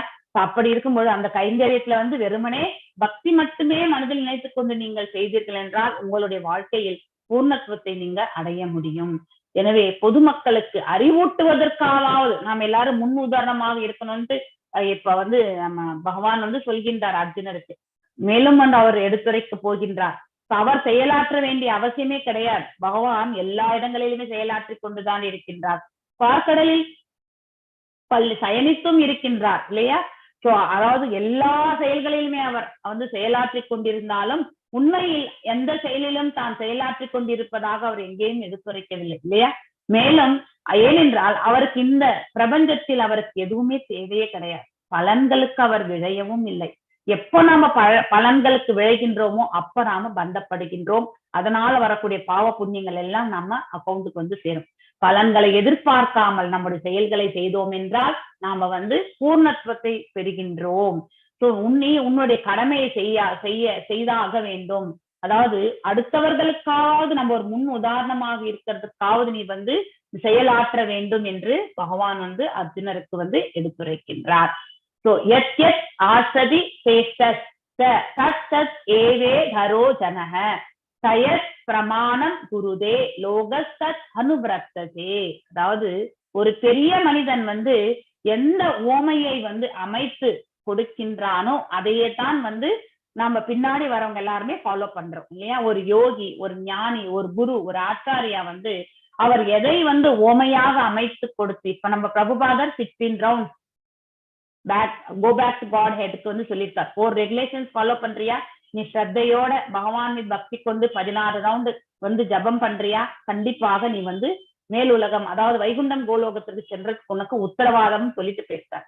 அதனால அவரவர்கள் எல்லாம் உணர்ந்து பகவானிடத்தில் அவர்களுடைய பக்தியை செலுத்தி அவரை வந்து கண்டு இல்லையா, தன்னுடைய இந்த எந்த ஒரு கோட்பாடுகளை அவர் எடுத்து சொல்கின்றாரோ அது கண்டிப்பாக பிற்காலத்தில் வந்து ஜனங்க ஃபாலோ பண்ணும் பொழுது அவர்களுக்கு அந்த உத்தரவாதம் அளிக்க வேண்டும். அதனாலதான் 16 ரவுண்ட்ஸ் எதற்காக சொல்கின்றார்கள் என்றால், எஸ் நமக்கு வந்து வைகுண்டம் கோலோகம் செல்வதற்கு உத்தரவாதம் இருக்கின்றது. ஆனால் அது எவ்வாறு செய்ய வேண்டும்? ஸ்ரத்தையோடையும் பக்தியோடையும் செய்ய வேண்டும். ரொம்ப முக்கியம். 4 ரெகுலேஷன்ஸ் இல்லையா? No illicit, sex, no gambling, no meat eating, அதுக்கப்புறம் நோ இன்டாக்சிகேஷன். இந்த 4ஐயுமே வந்து தவிர்க்கணும். இதை தவிர்த்து 16 ரவுண்ட் வந்து மகா மந்திரத்தை ஜபிப்பவர்கள் பகவானுடைய பரலோகம் இல்லையா, அதாவது அவர் இருக்கக்கூடிய அந்த வைகுண்டம் கோலோகத்தை வந்து அவர்களால் அடைய முடியும். சோ பெரிய மனிதன் எத்தகைய செயல்களை செய்கின்றானோ அதையே பொதுமக்களும் பின்பற்றுகின்றனர். தன் செயல்களால் எந்த தரத்தை அவன் ஓமை அமைத்து காட்டுகின்றானோ அதையே உலகம் முழுவதும் பின்பற்றுகிறது. நம்ம காஞ்சி பெரியவா கூட அதேதான் இல்லையா, அவரும் வந்து ஒரு பிடி அரிசி இல்லையா கொடுக்கறது அந்த திட்டத்தை வச்சிருந்தார் இல்லையா. அந்த மாதிரி நிறைய பேர் டெய்லி செய்யக்கூடிய அந்த சமையல் செய்யறதுக்கு வந்து ஒரு பிடி அரிசி எடுத்து போட்டு வைப்பாங்களாம். அதை வந்து இந்த மாதிரி அந்த அவர் இருந்த காலகட்டத்துல வந்து கலெக்ஷன் ஆகி அதுக்கப்புறம் வந்து அன்னதானங்கள் எல்லாம் வந்து வழங்கப்பட்டது என்று சொல்வார். சோ அதை வந்து நம்ம ஒரு தானத்திற்காக எடுத்து வைக்கிறது. ஸோ ஆல் குட் குவாலிட்டிஸ் எல்லாமே நம்ம என்னைக்குமே கத்துக்கணும் இல்லையா. So that always give a purification. நம்ம தானம் கொடுத்த பிறகு பாருங்க, யாருக்காவது ஏதாவது நீங்க ஃப்ரீயா கொடுத்துடுங்களேன், கொடுத்துட்ட பிறகு அடுத்த நிமிஷம் நீங்க மனசளவுல இங்க ரொம்ப பேரானந்தமா இருக்குங்க. ஸோ அதனால அந்த அந்த அந்த உணர்தலை வந்து செய்யறதுக்கு வந்து தானம் வந்து நமக்கு வந்து மிகவும் வழிவகுக்கின்றது. தவம், தானம் மற்றும் யக்னம், இந்த 3ஐயுமே ஒரு இருப்பு வந்து தூய்மைப்படுத்தும். தானம் கொடுத்த பிறகு நமக்கு அவ்வளவு ஹாப்பியா இருக்கும். நோக்கம் எதுவும் இருக்காது, பலனை பத்தி கூட எதிர்பார்த்திருக்க மாட்டோம் இல்லையா. தானம் வழங்கணும்ன்ற மட்டும் மனசுல இருந்திருக்கும், அதை கொடுத்துருப்போம். யாருக்காவது ரொம்ப சங்கடமான சூழ்நிலையில நம்ம போய் அவங்களுக்கு ஹெல்ப் பண்ணி அவங்க வந்து ரொம்ப ஹாப்பியா ஃபீல் பண்ணும்போது அதை பார்த்து நம்ம ரொம்ப வந்து சந்தோஷமும் படுகின்றோம் இல்லையா. அது எல்லாமே நாம வந்து உணர்றது ஆக்சுவலி. சோ நமே பார்த்தாஸ்தி கர்த்தவ்யம் திஷு லோகேஷ கிஞ்சன நானாவாப்தம் அவாப்தவ்யம் வர்த்த ஏவச கர்மணி. அதாவது உலகங்களிலும் நான் செய்ய வேண்டிய கடமை அதுதான் வந்து பார்த்தஸ்தி கர்த்தவ்யம். நமே நான், அதாவது நான் எனக்கு இல்லை, மே என்றால் தன்னை சொல்கின்றார் பகவான் வந்து, இல்லை என்று நான் என்றால் பார்த்தா கர்த்தவ்யம். ஸ்ரீலோகேஷு கிஞ்சன, 3 உலகங்களில் நான் செய்ய வேண்டிய கடமைகள் என்று எதுவுமே கிடையாது இல்லையா. எனக்கு தேவையோ நான் அடைய வேண்டியதோ எது இல்லை. நானா வாப்தம் அவாப்தவ்யம் வர்த்த ஏவச கர்மணி. அதாவது அவர் பலன்களை வந்து எதுவுமே எதிர்பார்க்கறது கிடையாது. இந்த பிரபஞ்சத்தில் அவர் அடையணும்ன்றது கூட எதுவுமே கிடையாது. ஏனென்றால் அனைத்தும் அவருடையதுவே இல்லையா. இஸ் தி சுப்ரீம் கண்ட்ரோலர், ஒரு ப்ரொபரேட்டர் ஆல்சோ இல்லையா. உரிமையாளரும் பகவான் தான். அப்படி இருக்கும்போது இதுக்கு மேல அவர் ஏதாவது அடையணும்னு விரும்புவாரா பகவான்? எதுவுமே கிடையாது. அதனால வந்து இருந்தும் நான் விதிக்கப்பட்ட கடமைகளில் ஈடுபட்டுள்ளேன் இல்லையா. அவருடைய பிறவி நோக்கத்திற்கு என்ன? அதர்மத்தை அழித்து தர்மத்தை ரட்சித்து பக்தர்களை வந்து தர்மத்தை நிலைநிறுத்தி பக்தர்களை ரட்சிப்பது, இந்த 3மே அவர் செய்து கொண்டுதான் இருக்கின்றார் இல்லையா. அதனால நான் அதுதான் என்னுடைய கடமை, நான் அதை தான் செஞ்சுட்டு இருக்கேன். அதனால நீயும் எழுந்து போர் வீரனாக எழுந்து போர் புரி அப்படின்னு சொல்லிட்டு பகவான் வந்து அர்ஜுனருக்கு வந்து எடுத்துரைக்கிறார். எதிஹை அகம் நா வர்த்தேயம் ஜாது கர்மண்ய அதந்திரிதஹ மம வர்த்தமானு வர்த்தந்தே மனுஷ்ய பார்த்தா சர்வசக. ஏனெனில் விதிக்கப்பட்ட கடமைகளை கவனத்துடன் செயலாற்ற நான் எப்பொழுதாவது தவறினால் மனிதரெல்லாம் நிச்சயமாக என் பாதையை தான் பின்பற்றுவார்கள் இல்லையா. சோ ஒரு பெரிய மனிதன் தவறு செய்தால் அதையே தான் நாமளும் பின்பற்றி பண்ணுவோம் இல்லையா. அவர் அப்படிதான் செஞ்சார். எக்ஸாம்பிள் சொல்லுவோமா இல்லையா, அவரே அப்படிதான், அவராலே தன்னை ரட்சிச்சுக்க முடியல அப்படிலாம் நம்ம வந்து பேச ஆரம்பிப்போம். ஒரு குரு ஆச்சாரியா பற்றி கூட பேசக்கூடிய நிலை உண்டு இக்காலகட்டத்தில். ஏனென்றால் குருனுடைய மகிமை பற்றி அறியாதவர்கள். சோ விதிக்கப்பட்ட கடமைகளை கவனத்தோடு செயலாற்ற நான் எப்பொழுதாவது தவறிவிட்டால், இப்ப நாம தவறிட்டா நம்ம பிள்ளைகளும் அதே தான் வந்து பண்ணுவாங்க. ஸோ ஃபார் எக்ஸாம்பிள் ஒரு வீட்டுல உரையாடல் நடந்து கொண்டிருக்கின்றது, ஏதோ ஒரு போன் வருது, அப்ப நாம என்ன சொல்றோம், நான் இல்லைன்னு சொல்லிடு அப்படின்னு சொல்லிடுறோம் இல்லையா. இது சாதாரணமா சர்வசாதாரணமா நடக்கக்கூடிய ஒரு நிகழ்வு. ஆனா இதை வந்து வீட்டுல இருக்கக்கூடிய பிள்ளைகள் வந்து பார்த்து கொண்டே இருப்பார்கள், அவர்களும் அதை தான் வந்து பயில்வார்கள் இல்லையா. So it's better to pick the call and அதை வந்து நம்ம வந்து ஹேண்டில் பண்றதுதான் ரொம்ப ரொம்ப நல்லது. அவாய்ட் பண்ண வேண்டியதே இல்லை. ஸோ நம்ம வந்து இது வந்து ஒரு சிம்பிளா ஒரு எக்ஸாம்பிளா தான் நான் உங்களுக்கு சொல்ல விரும்புறேன். அதே மாதிரிதான் பகவானும் சொல்றார், நான் செயலாற்றவில்லை என்றால் என்னை பின்பற்றி அதாவது நீங்க எல்லாருமே என்னுடைய பார்ட் அண்ட் பார்சல் இல்லையா. பகவான்ல இருந்து பிறந்த நம்ம எல்லாருமே பின்ன பகுதிகள். நாமும் பகவான மாதிரி, அதாவது வெறுமனே பகவான் பார்க்கடல பள்ளி கொண்டிருக்கின்றார் அப்படின்னு நினைச்சிட்டு நாமளும் ஒன்று பள்ளி கொண்டோம் என்றால் நமக்கு உணவு இருக்கிற இடம் இதெல்லாம் எங்கிருந்து கிடைக்கும்? கண்டிப்பா கிடைக்காது இல்லையா. அதற்கு நம்ம போராட வேண்டியதுதான். நம்ம வாழ்க்கை நிலையை வந்து நிலைப்படுத்திக் கொள்வதற்கு நம்ம வந்து செயலாற்றத்தான் வேண்டும். அதனால்தான் பகவான் அங்க இருக்கார், இங்க நம்ம கண்களுக்கு புரியல அவர் செயலாற்றி கொண்டிருக்கிறாரா என்று. நம்மள பேச வைக்கிறதும் அவர் தான் இல்லையா, கேட்க வைக்கிறதும் அவர் தான். இதையெல்லாம் நம்ம உணர்றோம். எல்லா இடங்களிலுமே அவர் செயலாற்றி கொண்டிருக்கின்றார். அதை வந்து நம்மளால ஞான குணக்கண்கள் கொண்டு நம்மளால வந்து உணர முடியாது. ஞான கண்களை கொண்டு, ஞான சக்ஷுஷா இல்லையா. அந்த ஞான சக்ஷுஷாவை வச்சு நம்ம வந்து அதை உணர வேண்டும். விதிக்கப்பட்ட கடமைகளை நாம கவனத்தோடு செயலாற்றுவதன் மூலியமாக நாம வந்து ஒரு நல்ல நிலையை வந்து அடைய முடியும். பகவான் என்ன சொல்றார், நான் அந்த மாதிரி கடமைகளை செய்யவில்லை என்றால் என்னை பின்பற்றி மனிதர் எல்லாம் வந்து அதே மாதிரி அவர் என்ன செய்தாரோ அந்த செயல்ல தான் அவங்க ஈடுபடுவாங்க. அதாவது அவருடைய கடமைகளை அவர் செய்யாத போது சும்மா படுத்துட்டு இருக்கார், பகவான் ரங்கநாதராக படுத்துட்டு இருக்காருன்னு நினைச்சுட்டாக்கா ரொம்ப கஷ்டம் இல்லையா. அது வந்து தவறு. திருப்பதியில பெருமாளுக்கு 2 மணி நேரம் தான் ஓய்வு, 22 மணி நேரம் நின்றுதான் இருக்காரு, நமக்கு எல்லாருக்கும் காட்சி கொடுத்துட்டு இல்லையா. அவர் எப்பயாவது எனக்கு கால் வலின்னு சொல்றாரா? கிடையாது. 2 மணி நேரம், அதாவது நைட்டு வந்து சயன ஆர்த்தி முடிஞ்சு காலையில திருப்பள்ளி எழுச்சி ஆடாம அந்த 2 மணி நேரம், 12 மணி 2 மணி, இந்த 2 மணி நேரம் ரெஸ்ட் தான் நம்ம பெருமாளுக்கு கொடுக்குறோம் இல்லையா. மிச்சம் 22 மணி நேரம் நீ பக்தர்கள் எந்த சமயத்துக்கு வந்தாலுமே அவர் காத்துட்டு இருந்து அருள் புரிகின்றார். அது மாதிரி மனிதர் எல்லாம் என் பாதையை பின்பற்றுவர், ஆனால் நான் செயலற்ற தன்மையை நான் என்றைக்குமே வந்து ஏற்க மாட்டேன். இந்த 3 குணங்களோட ஐக்கியமா இருக்கக்கூடிய நாம அதை வந்து ரஜஸ் மற்றும் தாம்சிக்ல இருந்தா பிளைண்டா ஃபாலோ பண்ணிடுவோம். நம்ம ஏன் எதுக்குன்னு கூட நம்ம யோசிக்க மாட்டோம். உத்சீதேயுர் இமே லோகஹ நா குரியாம் கர்மசேத் அகம் சங்கர்ஷ்ய சா கர்த்தா சயாம் உபஹன்யாம் இமா பிரஜஹ. அதாவது நான் விதிக்கப்பட்ட கடமைகளை செய்யாவிடில் இந்த உலகமெல்லாம் என்னையதான் பின்பற்று சீரழிந்து விடும் இல்லையா? பகவானும் செயலாற்றவில்லை, நாமளும் செயலாற்றவில்லை என்றால் நாம் இந்த உடலை கூட வந்து பேணி காக்க முடியாது இல்லையா? தேவையற்ற ஜனங்கள் தோன்றுவதற்கு காரணமாகி விடுவேன். அதாவது அறிவிலித்தனமான செயல்கள் செய்யக்கூடிய ஜனத்தொகை தான் வந்து பெருகும் இல்லையா? ஞானமற்ற ஜனத்தொகை தான் பெருகும். என்ன பகவானே சும்மாதான் இருக்காரு, நாம என்னத்துக்கு வேலை செய்யணும், நாமும் அவரே பின்பற்றிட்டு போலாமே அப்படின்னு அஞ்ஞானத்தில் இருப்பவர்கள் நினைக்க ஆரம்பிப்பார்கள். அதன் மூலம் எல்லா உயிர் வாழ்களின் அமைதியும் அழித்தவனாகி விடுவேன். அதாவது டிஸ்ட்ரக்ஷன் இல்லையா? அதாவது சங்கர்ஷ கர்த சயாம் உபஹன்யாம் மா பிரஜக. அதாவது தேவையற்ற, அதாவது நம்ம வந்து தேவையற்ற ஜனத்தொகை, மேலும் வந்து அப்படிப்பட்ட உயிர்வாழிகளுடைய மேலும் இங்க இருக்கக்கூடிய இந்த பிரபஞ்சத்தில் இருக்கக்கூடிய உயிர்வாழிகளுடைய அனைவருடைய நிம்மதியும் வந்து நான் குலைத்தவனாகி விடுகின்றேன். அதனால வந்து செயலற்ற தன்மையை வந்து நீயும் வந்து விரும்பக்கூடாது அப்படின்றது வந்து மேலும் அர்ஜுனருக்கு வந்து யாரு பகவான் வந்து எடுத்துரைக்கிறார். சக்தா கர்மண்ய அவித்வாம்சோ யதா குர்வந்தி பாரதஹ குறியாத் வித்வாம்ச ததா சக்தஸ் சிகீஷூர் லோக சங்கஹரம். அதாவது பலனில் பற்று கொண்டுள்ள அறிவற்றவன், அதாவது இந்த லோயர் அதாவது இன்டெலிஜென்ஸ் இருக்கிறவங்க தான் வந்து எப்பவுமே பலன்கள் மேல் பற்று கொண்டு நான் இதை செய்தா அது வருமா, நான் இதை செய்தா அது வருமான்னு நினைச்சு அதன் மேலுதான் அவங்களுடைய செயல்பாடுகள் இருக்கும்.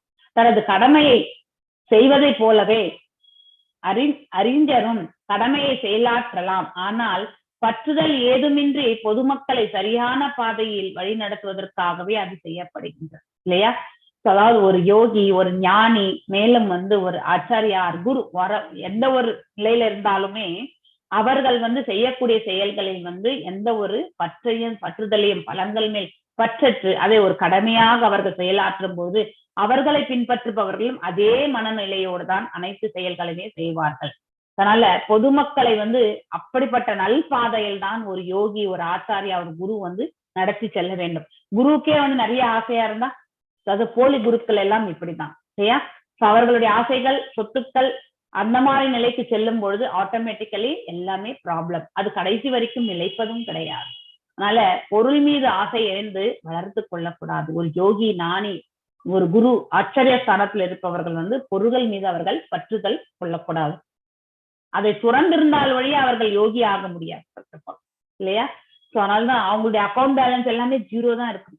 செல்ஃப் ரியலைஸ்டு பர்சன் யார் என்பது இப்போ வந்து டெக்ஸ்ட் லேர்ன்ட், எவ்வாறு கற்றறிந்தவன் மற்றும் அதாவது அஜ்ஞானவாதி செயல்படுவான் என்றதுக்கான இந்த ஃப்ளோ சார்ட் வந்து கொடுக்கப்பட்டிருக்கின்றது. தன்னிலே நிலைத்திருந்தவனுடைய செயல்பாடு லெஃப்ட் சைடு, அறியாமையில் இருப்பவருடைய செயல்பாடு வந்து நெக்ஸ்ட் சைடு. பாத்தீங்கன்னா டிஃபரன்சஸ் இன் டிசையர், இவர்களுடைய ஆசைகளிலே வந்து வேறுபாடு கிடைக்கும் இல்லையா? சோ பௌதிக ஆசைகள் மேல் இருப்பார்கள் வந்து அறியாமையில் இருப்பவர்கள். ஆனால் ஆன்மீகத்தின் தரப்பில் மடைமாற்றி வந்து இருப்பார்கள் வந்து அதாவது தன்னிலே உணர்வு இருப்பவர்கள், சாட்டிஸ்பாக்சன் ஆஃப் கிருஷ்ணா சென்சஸ். அதாவது அவருடைய செயல்பாடுகள் அனைத்தும் பகவானை திருப்திப்படுத்துவது ஒன்றை செயலாக இருக்கும் இல்லையா? அதாவது அவருடைய புலன்களை திருப்திப்படுத்த, ரிஷிகேஷருடைய புலன்களை திருப்திப்படுத்துவதற்காகவே இப்படிப்பட்ட பக்தியில் இருப்பவர்கள் செயல்படுவார்கள். ஆனால் இந்த பக்கம் இருக்கிறவங்க அறியாமல் இருப்பவர்கள் தன்னுடைய புலன் திருப்திக்காக மட்டும்தான் அவருடைய செயல்பாடுகள் எல்லாம் அமையும். Work without attachment to fruits. யாரு? நம்ம அதாவது தன்னிலே உணர்ந்தவர்கள் வந்து எந்த ஒரு செயலில் ஈடுபட்டாலும் அதனுடைய பலன்களுக்காக வந்து விழையாமல் அதுல வந்து ஈடுபடுவார்கள். எதற்கென்றால் அடுத்தவர்களுக்கும் ஒரு முன் உதாரணமாக அவர்கள் இருக்க வேண்டும். அவரை பின்பற்றுபவர்களும் அத்தகைய நிலையில் தான் இருப்பார்கள் இல்லையா? அதற்காக முன் உதாரணமாகணும்னு நினைப்பாங்க. இந்த இடத்துல வந்து work with attachment of fruits, பலன்கள் மேல் மட்டும் பற்றுக்கொண்டு செயல்படுவார்கள். ஸோ பலன் இல்லைன்னா அந்த செயல் அந்த இடத்துல இருக்க மாட்டாங்க அவங்க. அப்படிப்பட்ட ஒரு தன்மை.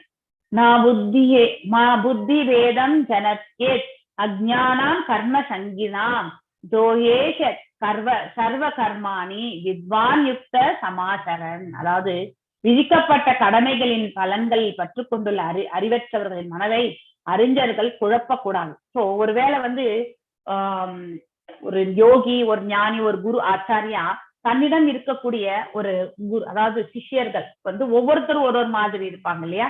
அவர்கள் வந்து ஒரு சிலர் கர்ம காண்டால கூட இருக்கலாம். ஏன்னா அவர்கள் இனிஷியல் ஃபேஸ் இல்லையா? அப்படிப்பட்டவர்களை வந்து நம்ம பலநோக்கு செயல்களை செய்யாதே அப்படின்னு சொல்லிட்டு நம்ம அவங்கள வந்து அந்த மாதிரி வந்து சொல்லவே வேண்டாம், டைரக்டா சொல்ல வேண்டாம். ஆனால் அவர்களை அந்த செயலில் ஈடுபடும் பொழுது மடைமாற்றக்கூடிய அந்த வழிமுறைகளை தான் நம்ம வந்து செய்யணும் இல்லையா. நீ இப்படி செய், இவ்வாறு செய்யாதேன்னு சொல்ல வேண்டாம், பட் இப்படி செய்தால் உனக்கு நன்மை என்று சொல்லி கொடுக்க வேண்டும். அதனால்தான் அதாவது அப்படிப்பட்ட செயல்கள் ஃபார் எக்ஸாம்பிள் நம்ம தேவர்களை வந்து வந்து வணங்குதல், அதை எடுத்துக்கலாம் எக்ஸாம்பிள். தேவர்களை வணங்குதல், தேவர்களை வணங்கும் பொழுது தேவர்களும் மகிழ்ச்சி உறுகிறார்கள், அவர்களும் நமக்கு வரங்களை வழங்குகிறார்கள். ஆனா உண்மையிலே அந்த வரங்கள் எல்லாமே தேவர்களுக்கு வந்து பகவான் தான் கொடுத்திருக்கார். சோ அவர்களிடத்திலிருந்து தான் எல்லாமே வருது இன்டைரக்டா. சோ பலநோக்கு செயல்களில் ஈடுபடக்கூடியவர்கள் தேவர்களிடத்துல வந்து பிசினஸ் டீலிங் தான் பண்றாங்க. ஆனா அதை நம்ம வந்து மடைமாற்றி வந்து நம்ம வந்து பகவான், அதாவது பகவானத்தில் எப்படி நாம பிரேம பக்தி கொள்ளணும், அதே மாதிரி அவர்களும் எந்த ஒரு எதிர்பார்ப்பும் இல்லாமல் தேவர்களிடத்துல வந்து பக்தி கொள்வதற்கான அந்த மார்க்கத்தை தான் நாம் அவர்களுக்கு எடுத்துரைக்க வேண்டும். ஏனென்றால் பற்பல பிறவிகள் நம்ம தேவர்களை வணங்கிய பிறகுதான் வந்து பகவானை சேவிக்கக்கூடிய வாய்ப்பே நமக்கு கிடைக்கின்றது. எப்பொழுது தேவ வழிபாட்டில் நாம பக்குவம் அடைகின்றோமோ அப்பொழுது பகவானுடைய வழிபாட்டை செய்வதற்கு நமக்கு மார்க்கம் கிட்டுகின்றது.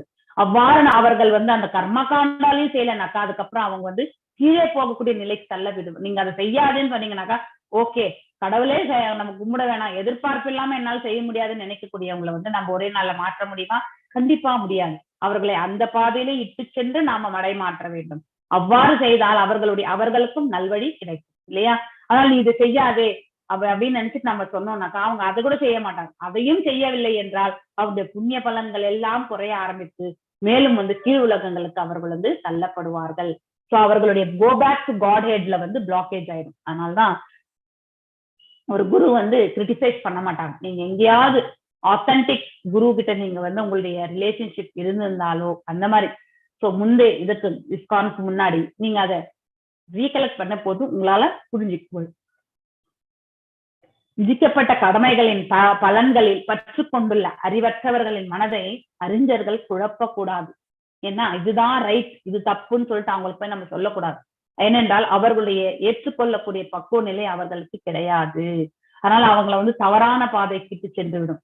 மேலும் அவர்கள் இதை கூட செய்ய வேண்டாம் அப்படின்னு சொல்லிட்டு போட்டு போயினே இருப்பாங்க இல்லையா. செயலிலிருந்து விலக்குவதற்கு ஊக்குவிக்கவும் கூடாது. அவர்கள் செய்யக்கூடிய செயலிலே அப்படியே கண்டினியூ ஆகிறதுக்கே பண்ணிட்டே இருந்து அவங்கள வந்து அதை மடைமாற்றக்கூடிய அந்த பக்குவ நிலைக்கு எடுத்துட்டு வரணும் அவங்கள. மாறாக பக்தி உணர்வுடன் செயல்படுவதன் மூலம் எல்லாவித செயல்களின், அதாவது பாத்தீங்கன்னாக்கா கிருஷ்ண உணர்வின் படிப்படியான முன்னேற்றத்திற்காக அவர்களை ஈடுபடுத்த வேண்டும், அதை மடைமாற்றி விட வேண்டும். அத்தகைய செயலில் தான் நாம வந்து ஈடுபடணும். அவர்களை இதை செய்யாதே அதை செய்யாதன்னு நம்ம சொல்லக்கூடாது. சோ பக்தி மட்டும்தான் செய்யணும், நீ வந்து ஞானத்தை பயிலாதே, அதே மாதிரி இந்த கர்மத்தை செய்யாதேன்னு நம்ம சொல்லக்கூடாது. அதாவது எல்லா நிலைகளிலும் இருந்தாலும் இறுதியில் வந்து அவன் பக்தியில் வந்து நிலை கொள்ள வேண்டும் என்ற அந்த மார்க்கத்தை நாம வந்து அவர்களுக்கு எடுத்துரைக்க வேண்டும். பிரகிருத்தே கிரியமானானி குணை கர்மாணி சர்வசக அகங்கார விடுமூடாத்மா கர்த்தாஹரம் தத்தாகம் இது மன்யதே. அழகான ஸ்லோகம் இந்த ஸ்லோகம் இல்லையா. அகங்காரா விமூடாத்மா, விமூடாத்மா மீன்ஸ் முட்டாள் இல்லையா. அதாவது அகங்காரத்தினால் பாதிக்கப்பட்டு மயங்கிய ஆத்மா பௌதிக இயற்கையின் குணங்களில் நடைபெறும் செயல்களுக்கு தன்னையே கர்த்தா என்று எண்ணிக்கொள்கின்றான். ஏனென்றால் ஹி இஸ் த டூயர் அப்படிங்கிற அந்த உணர்வு. ஐ எம் த டூயர் அப்படின்னு நினைக்கக்கூடிய ஒருத்தருமே அவர் வந்து ஆத்ம ரூபத்தை பற்றிய விளக்கத்தை அவர்கள் இன்னும் கண்டிருக்கவில்லை என்று பொருள். அவருடைய ஐடென்டிபிகேஷன் எல்லாமே இந்த பாடிலி இல்லையா. அதாவது only the relationship based on the physical ரூபம்ல வச்சு இல்லையா, மெட்டீரியலிஸ்டிக் வேல தான் அவங்களுடைய செயல்பாடுகள் எல்லாம் அமைந்திருக்கின்றது. பிரகிருத்தே கிரிய கர்மாணி குணை கர்மாணி சர்வசக அகங்கார விமூடாத்மா கர்த்தாகம் இது மன்யதே. அகங்காரத்தால் நான் எனது இல்லையா, பொசசிவ்னஸ், அந்த மாதிரி எல்லாம் எனது, நான் யாருக்கும் எதுவும் கொடுக்க மாட்டேன் அப்படின்னு அந்த ஒரு தன்மை. அகங்காரத்தால் வந்து அவருடைய பேச்சுக்கள் எல்லாமே வந்து அதுல மயங்கி இருக்கக்கூடிய ஆத்மாக்கள் வந்து பௌதிக இயற்கையின் முக்குணங்களால், அதாவது ரஜோ மற்றும் தாந்திக் இயல்புகளால் வந்து நடைபெறும் செயல்களுக்கு தன்னையே கர்த்தா என்று எண்ணிக்கொள்கின்றான். உண்மையிலே முக்குணங்கள் தான் வந்து செயல்பட்டு கொண்டிருக்கின்றது. இந்த ஆன்மா எதுவும் செயல்படுவது கிடையாது. ஆன்மாவை பற்றிய ஞானமும் அவனுக்கு அறிவது கிடையாது. உடல் அளவில் அந்த இந்த புலன்கள், மனது, அறிவு இதெல்லாமே செயலாக்குகின்றது. இந்த ஆத்மா ஒரே ஒரு அதாவது பாத்தீங்கன்னாக்கா இன்வோக்ஸ் ஆக்சுவலி ஒரு செயலின் மீது பற்றுதல் இருப்பதை வந்து வெளிப்படுத்தும், அவ்வளவுதான். ஆனா அதுக்கேற்றவாறு புத்தி வேலை செய்து மனதை வந்து செயல்பட ஆரம்பிச்சிடும். மனது செயல்படும் பொழுது புலன்களும் வந்து செயல்பட ஆரம்பித்து விடும் இல்லையா. சோ அவ்வாறு செய்யும் பொழுது ஏதாவது அதுல அந்த செயலுடைய விளைவுகள் வந்து பாதகமாக அமைந்து விட்டால் அதிலையும் அவர்கள் ஐயோ நான் இப்படி செய்துட்டேனேன்னு ஒரு ஃபீலிங் இருக்கும். தன்னால் வெற்றி கொள்ளப்பட்டால் உடனே ஐ ஆம் த டூயர், நான் தான் இதை வந்து செய்து முடிச்சேன், ஐ ஆம் த கிரேட் அப்படின்னு சொல்லிட்டு அவங்களே வந்து தன்னுடைய பெருமைகளை அவர்கள் எடுத்துரைப்பார்கள். அது அகங்காரத்தினால். அதுதான் இந்த ஸ்லோகம். சோ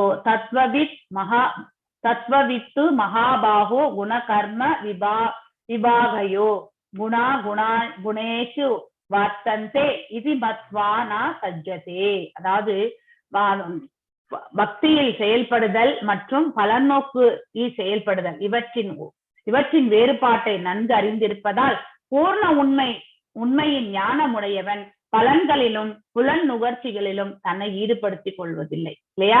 அதாவது கர்ம காண்டாவுக்கும் நிஷ்காம கர்மயோகத்திற்கும் அநேக வித்தியாசங்கள். சோ கர்ம காண்டா என்பது அங்க பக்தி இருக்காது, இறைவனுடைய அதாவது ஞானம் இருக்காது, கேவல வெறுமனே அவன் செய்யக்கூடிய கர்மங்களினுடைய பலன்களை மட்டும் எதிர்பார்த்து அதை வந்து எடுத்துக்கொள்ளணும்னு நினைப்பான். அது வந்து கர்ம காண்டா மூட். ரெண்டாவது நிஷ்காம கர்ம யோகம் வந்து பக்தி இருக்கும், பகவானுக்கு அனைத்தையுமே வழங்கணும்ன்ற ஆசையும் இருக்கும், தனக்கு எவ்வளவு தேவை அது வச்சிருந்து நிச்சயம் எல்லாத்தையும் கொடுக்கக்கூடிய அந்த தன்மை நிஷ்காம கர்ம யோகத்திற்கு உண்டு இல்லையா? சோ அவ்வாறு இருக்க பக்தியில் செயல்படுதல் மற்றும் பலன் நோக்கி செயல்படுதல் இல்லையா, ஃப்ரூட்டிவ் ஆக்ஷன் அண்ட் தென் பக்தி யோகா. சோ பர்சன் இந்த ரெண்டு நிலைகள் வந்து செயல்படும் போது இவற்றின் வேறுபாட்டை நன்கு அறிய வேண்டும்.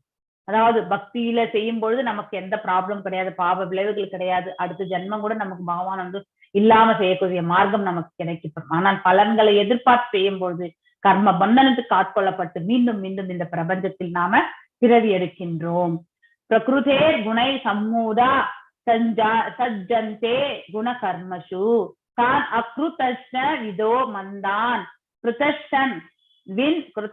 கிருதக்ஷன் வின் நா விசாலயே. அதாவது ஜட இயற்கையின் குணங்களால் மதிமயங்கிய அறிவற்றோர், அதாவது லௌகீக செயல்களில் முழுமையாக ஈடுபட்டு பற்றுடையோர் ஆகின்றனர் இல்லையா? லௌகீக செயல்கள் என்றால் இந்த பௌதீக செயல்கள், மெட்டீரியலிஸ்டிக் ஆக்டிவிட்டிஸ், அதுல மூழ்கி அதன் மீது பந்தப்பட்டு கொள்கின்றார்கள்.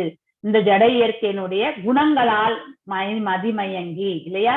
ஏதோ ஒரு குணத்திற்கு சத்வமோ ரஜவோ மற்றும் தான் தத்துவத்துல இருந்தாலும் வந்து சந்தோஷம் தான் மெயின் இல்லையா? தான் செய்யக்கூடிய செயல்களால் அவருக்கு சந்தோஷம் விளையணும். அதுதான் வந்து சத்துவகுணத்துல வந்து அதாவது எக்ஸ்பெக்டேஷன், ரஜோகுணத்துல வந்து பேராசை, தாந்திக்ல வந்து அதாவது காமம், அதாவது அவர்கள் செய்யக்கூடிய செயல்கள் வந்து தன்னக்கே வந்து வருத்தம் அடையக்கூடிய செயல்களாக இருந்தாலும் அதை பற்றி அவர்களுக்கு ஞானம் இருக்காது, பைத்தியகாரத்தனமான செயல்களில் அவர்கள் வந்து ஈடுபடுவார்கள்.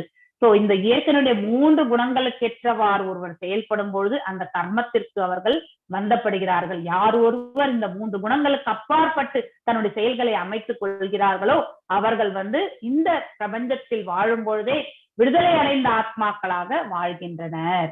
சோ குறைவான அறிவுடன் செயல்படுவதால் இத்தகைய கடமைகள் கீழ்த்தரமானவை என்ற போதிலும் அறுவடையோர் அவர்களை நிறைப்பிழல செய்யக்கூடாது, அதாவது எழுச்சியுற செய்யக்கூடாது. we should not provoke them to do that actually இல்லையா? பலநோக்கு கர்மங்களை செய்வதற்கு நாம் யாரையுமே தூண்டக்கூடாது, அது ரொம்ப தவறு. அதனால அவர்கள் செய்தால் அது செய்துட்டோம், ஆனால் நாம போய் இதை இப்படிதான் செய், நீ இந்த பலன் வரும் அந்த பலன் வரும், இந்த கோயிலுக்கு போ அந்த கோயிலுக்கு போ கிடையாது. நீ போ, கோயிலுக்கு போ, கடவுளை வந்து வணங்கு, ஆனால் பக்தியோட வணங்கு, எதையும் எதிர்பார்க்காது. அப்படி நீ கேட்கணும்னா கூட கேட்டே பழக்கமா இருந்தால் பகவானே உன் மீது நான் எப்பொழுதும் பக்தி கொள்வதற்கான மனதை கொடு, தூய்மையான மனதை கொடு அப்படின்னு நம்ம வந்து கேட்கலாம் இல்லையா? அவ்வாறு கேட்கும் பொழுது பகவானும் வந்து அதை கண்டிப்பாக நமக்கு வழங்குவார். சோ ஜட இயற்கையின் முக்குணங்களால் மதிமயங்கி அறிவுற்றோர், அதாவது அறிவற்றோர் லௌகிக செயல்களில் முழுமையாக ஈடுபட்டு பற்றுடையோர் ஆகின்றனர். அதாவது பலன்கள் மேல் வந்து பற்றுதல் கொள்ளக்கூடிய கர்ம காண்டா குறைவான அறிவுடன் செயல்படுவதால் இத்தகைய கடமைகள், அதாவது கர்மகாண்டா மோட்ல வந்து அவர்களுடைய செயல்களை வந்து அவர்கள் நிறைவேற்றும் பொழுது சோ இந்த அதாவது கடமைகள் கீழ்த்தரமானவை என்ற போதிலும் அறிவுடையோர் அவர்களை வந்து நிறைப்பிழல செய்யக்கூடாது. அதுல வந்து டீவியேஷன் பண்றதுக்கு நாம எந்த ஒரு சஜஷனும் நம்ம வழங்கக்கூடாது, அது தவறு அப்படிங்கிறது வந்து இந்த இடத்துல பகவான் சொல்கின்றார். அப்படின்னா அவர்கள் வந்து அந்த கர்மகாண்டாலிருந்து அவர்களே உணர்ந்து நெக்ஸ்ட் கர்மயோகியாகி மேலும் வந்து பக்தியை பயில்வதற்கான மார்க்கத்தை நாம வந்து அவர்களுக்கு எழுதணும். ஆனா இதை செய்யாத அதை செய்யாத நம்ம சொல்ல வேண்டாம். இதை செய் இதை செய் இதை செய் அப்படின்ற ஒரு கைடன்ஸ். இதை செய்தால் உனக்கு வந்து மார்க்கம் இப்படி கிடைக்கும். You should always give the option, அவ்வளவுதான். ஆனா இதை செய்யாத செய்யவே செய்யாத அப்படின்னு சொல்லிட்டு பெற்றோர்கள் வந்து ஸ்ட்ரிக்டா வளர்க்கக்கூடிய பெற்றோர்கள் பிள்ளைகள் இடத்துல எதற்காக அவர்கள் ஸ்ட்ரிக்டா இருக்காங்கன்றது சொல்றதே கிடையாது. இது செய்யக்கூடாது அப்படின்னு சொன்னோம்னாக்கா அவ பிள்ளை என்ன நினைக்கும், எதுக்கு இப்படி ஒரு அதாவது அப்பாவுக்கு இவ்வளவு கோபம் அப்படின்னு நினைக்க ஆரம்பிப்போம் இல்லையா. அது வேணும்ட்டே செய்யக்கூடிய மனிதனாகப்பட்ட இங்க போகாதன்னா அங்கதான் போவாங்க இல்லையா. அதுதான் நம்முடைய குணாதிசயம். இதை செய்யாது என்றால் அதை ஃபர்ஸ்ட் அதை போய் இதை தொடாதன்னா அது என்னதான் இருக்குன்னு தொட்டுதான் பார்ப்போமே அப்படின்ற அந்த மனநிலை உடையவர்கள் தான் நாம் எல்லாருமே. வேண்டாம் என்ற செயலை நாம வந்து வேண்டி செய்பவர்கள்.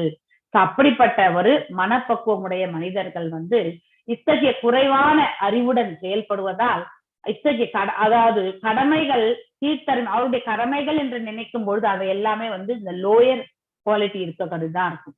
அதாவது அதுல எந்த தூய்மையான எதுவுமே அவர்களுக்கு அமைய பெறாது. வி ஷுட் ஆல்வேஸ், அதாவது நம்ம எல்லாருக்குமே 2 இயல்புகள் உண்டு. கீழ் இயல்புகளும் உண்டு, மேல் இயல்புகளும் உண்டு. ஆனால் அந்த கீழ் இயல்புகளை வந்து நாம வந்து மேல் இயல்பால ஆள வேண்டும். நமக்கு இந்த இதுல வந்து கீழ் இயல்பு நமக்கு வந்து ப்ரொவோக் பண்ணுதுனாக்கா இம்மிடியட்டா நம்ம மனசை வச்சு நம்ம வந்து அதை அழுத்தி நம்ம வந்து என்ன பண்ணணும்னாக்கா we should go into the right way. அதை டிஸ்கிரிமினேஷன் பண்ணணும். இப்படிதான் வாழணும், இப்படிதான் செய்யணும், இதை செய்யக்கூடாது அப்படிங்கிற அந்த அலசி ஆராயக்கூடிய மனசை வந்து திடமாக எடுத்து செல்ல வேண்டும். அதுல திடம் இல்லை என்றால் நம்ம ஆட்டோமேட்டிக்கலி நமக்கு எது ஈஸியா இருக்கோ அந்த மார்க்கத்துல சென்று விடுவோம். அதனால நமக்கு பாவங்களும் கூட வரும் இல்லையா. நம்ம செய்யக்கூடிய செயல்கள் வந்து பாவமா புண்ணியமா என்று பார்ப்பதற்கான மார்க்கமே இருக்காது. அதுதான் கீழ்த்தரமையான என்ற போதிலும் அறிவுடையோர் அவர்களை வந்து அதுல இருந்து எழுச்சி அதுல இருந்து விலகி வரான்னு சொல்லக்கூடாது. ஆனால் அவர்களை மாற்றுவதற்கான அந்த பாதையை அவர்களுக்கு நாம கண்டிப்பாக வழங்க வேண்டும். மயி சர்வாணி கர்மாணி சந்யஸ்யாத் ஆத்ம சேதசாக நிராசீர் நிர்மமோ பூத்வா எஸ் எஸ்வா விகத்தஸ்வர. அதாவது அர்ஜுனா, என்னை பற்றி முழு அறிவுடன் உனது எல்லா கடமைகளையுமே வந்து எனக்கு அர்ப்பணித்து, அதாவது பலனில் ஆசைகளின்றி உரிமை உணர்வையும் மனத்தளர்ச்சியையும் கைவிட்டு போரிடுவாயாக. அதாவது நம் ஓனர்ஷிப், இந்த பலன் வந்து அவர் எதற்கு இந்த முந்தைய ஸ்லோகத்துல கூட பார்த்தோம் இல்லையா. அதாவது நம்ம தான் எல்லாமே செய்கின்றோம் அப்படின்னு நினைக்கிறோம் பாரு, அது தவறு. இங்க அர்ஜுனனும் அதே மாதிரிதான். நான் இந்த போர் புரிந்தா எல்லாரும் பேரழிவு ஏற்படும்ல, அதுக்கெல்லாம் நான் தானே பொறுப்பு அப்படின்னு சொல்வார். அந்த பாவத்தை எல்லாம் நான் தானே சுமக்கணும் அப்படின்னு சொல்வார். அப்ப பகவான் சொல்வார், உனக்குன்னு விதிக்கப்பட்ட கடமை செய்யும் போது அது பாவ பலனாக மாறுவது கிடையாது. உன்னுடைய சுய புலன் திருப்திக்காக நீ செய்தால் கண்டிப்பாக அது பாவம் புண்ணியமாக இருந்தாலும் உன்னுடைய நிலைக்கு வரும். ஆனால் பகவானை திருப்தி கொள்ளக்கூடிய செயல்களில் ஈடுபட்டால் அதனால் வரக்கூடிய பாவ புண்ணியங்கள் என்றைக்குமே நமக்கு வருவது கிடையாது.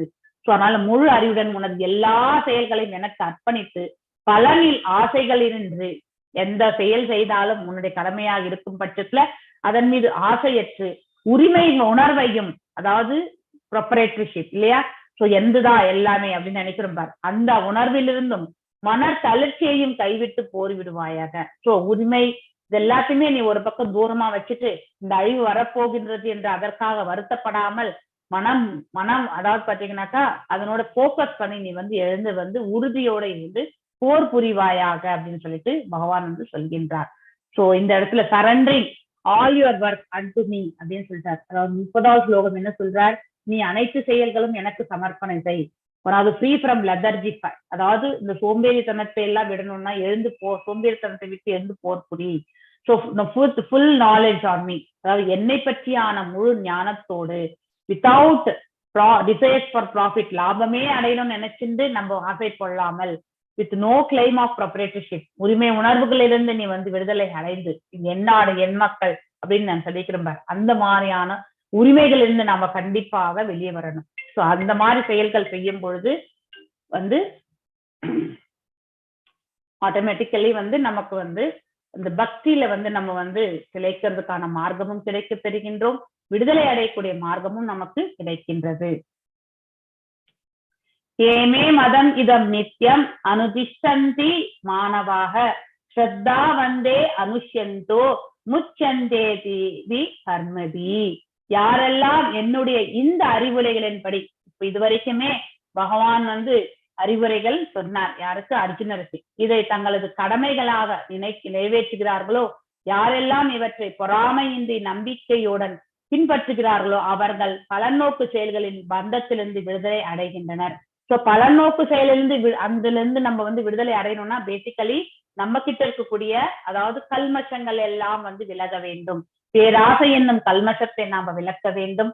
மேலும் வந்து பொறாமை எனக்கூடிய அதுதான் வர்ஸ்ட் ஆக்சுவலி இருக்கிறதுலே மோசமானது பொறாமை. கம்பேரிசன், அவனுக்கு இருக்கு எனக்கு இல்லையே அப்படின்னு அந்த கம்பேரிசன் இல்லையா. அதுல ஹையஸ்ட் வந்து பாத்தீங்கன்னாக்கா உச்சகட்டம் வந்து என்வியஸ், அதாவது எல்லாம் தன்னிடத்தில் மட்டும்தான் இருக்கணும், வேற ஒரு இடத்துல பிரத்யேக இடத்துல எதுவுமே இருக்கக்கூடாது. அப்படிப்பட்ட ஒரு நிலை வந்து என்வியஸ், அது பொறாமையினுடைய உச்சகட்டம். அது எல்லாத்தையுமே விடுத்து இல்லையா, அதாவது இவற்றை பொறாமையின்றி மேலும் ஸ்ரத்தை நம்பிக்கையோட இல்லையா, ஸ்ரத்தாவந்தோ நூஷ்யந்தோ முச்சந்திதே கர்மிதி, அதாவது அப்படிப்பட்டவர்கள் வந்து பின்பற்றுகிறார்கள். அவர்கள் பலநோக்கு செயல்களின் பந்தத்திலிருந்து விடுதலை, ஃப்ரூட்டிவ் ஆக்ஷன்ஸ் இல்லையா, பலன்களை எதிர்பார்த்து செய்யக்கூடிய அத்தகைய செயலிலிருந்து அவர்கள் வந்து விடுதலை அடைகின்றனர். சோ இதுதான் மார்க்கம். சோ நமக்கு தெரிஞ்ச ஒரே ஒரு சொல்யூஷன் என்ன? பேராசையை விட்டுறணும், காமத்தை விட்டுறணும், மேலும் வந்து பொறாமையை விட்டுறணும். இது எல்லாத்தையுமே நம்ம வந்து கோபத்தையும் விடணும். இதெல்லாம் விட்டுட்டோம்னாக்கா ஆட்டோமேட்டிக்கலி நம்ம பக்குவ நிலை அடையிறது வந்து மிக சுலபமாக கிடைக்கப்படும் நமக்கு. ஏதத் அப்சூயந்தோ நானு திஷ்டந்தி மே கதம் சர்வஜான விமூடாத்மஸ்தன வித்தி நஷ்பான் அசேதச, அதாவது யார் ஒருவன் பொறாமையினால் இந்த அறிவுரைகளை எல்லாம் மறந்து இல்லையா அவமதித்து அவற்றை முறையாக பின்பற்ற தவறுகிறானோ அவன் எவ்வித ஞானமும் இல்லாதவனாக, முட்டாளாக, பக்குவம் அடைவதற்கான முயற்சிகள் அனைத்திலும் நஷ்டமடைந்தவனாக கருதப்படுகின்றான். அதாவது கண்மூடித்தனமான செயல்கள் இல்லையா, எடுத்தேன் கவுத்தேன் நம்ம வந்து டிசிஷன் எடுக்கிறது, பக்தியற்ற நிலையில் இருப்பவர்கள் செய்யக்கூடிய செயல்கள் இல்லையா, அது பொறாமை இருக்கும். அடுத்தவர்கள் முன்னேறிவிட்டால் இவர்களால வந்து தாங்கிக் கொள்ளவே முடியாது. இந்த அறிவுரைகளை அவமதித்து இதுவரைக்குமே பகவான் நமக்கு சொன்ன 17th ஸ்லோகத்திலிருந்து சொன்ன அந்த அறிவுரைகளை எல்லாமே அதாவது அவமதித்து அவற்றை முறையாக பின்பற்ற தவறுகின்றானோ, எப்படி சொல்லப்பட்டிருக்கின்றதோ அது மாதிரி பின்பற்றாமல் அவன் எவ்வித ஞானமும் இல்லாதவனாக ஆகின்றான். ஃபர்ஸ்ட் ஆஃப் ஆல் முட்டாளாக இருப்பவன் தான் இதை வந்து புரிந்து கொள்ள முடியாது.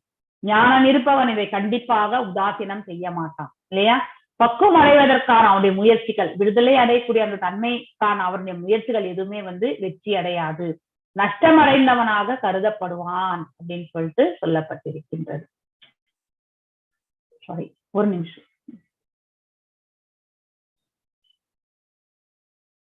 ஒரே நிமிஷம். கருதப்படுகின்றது 32.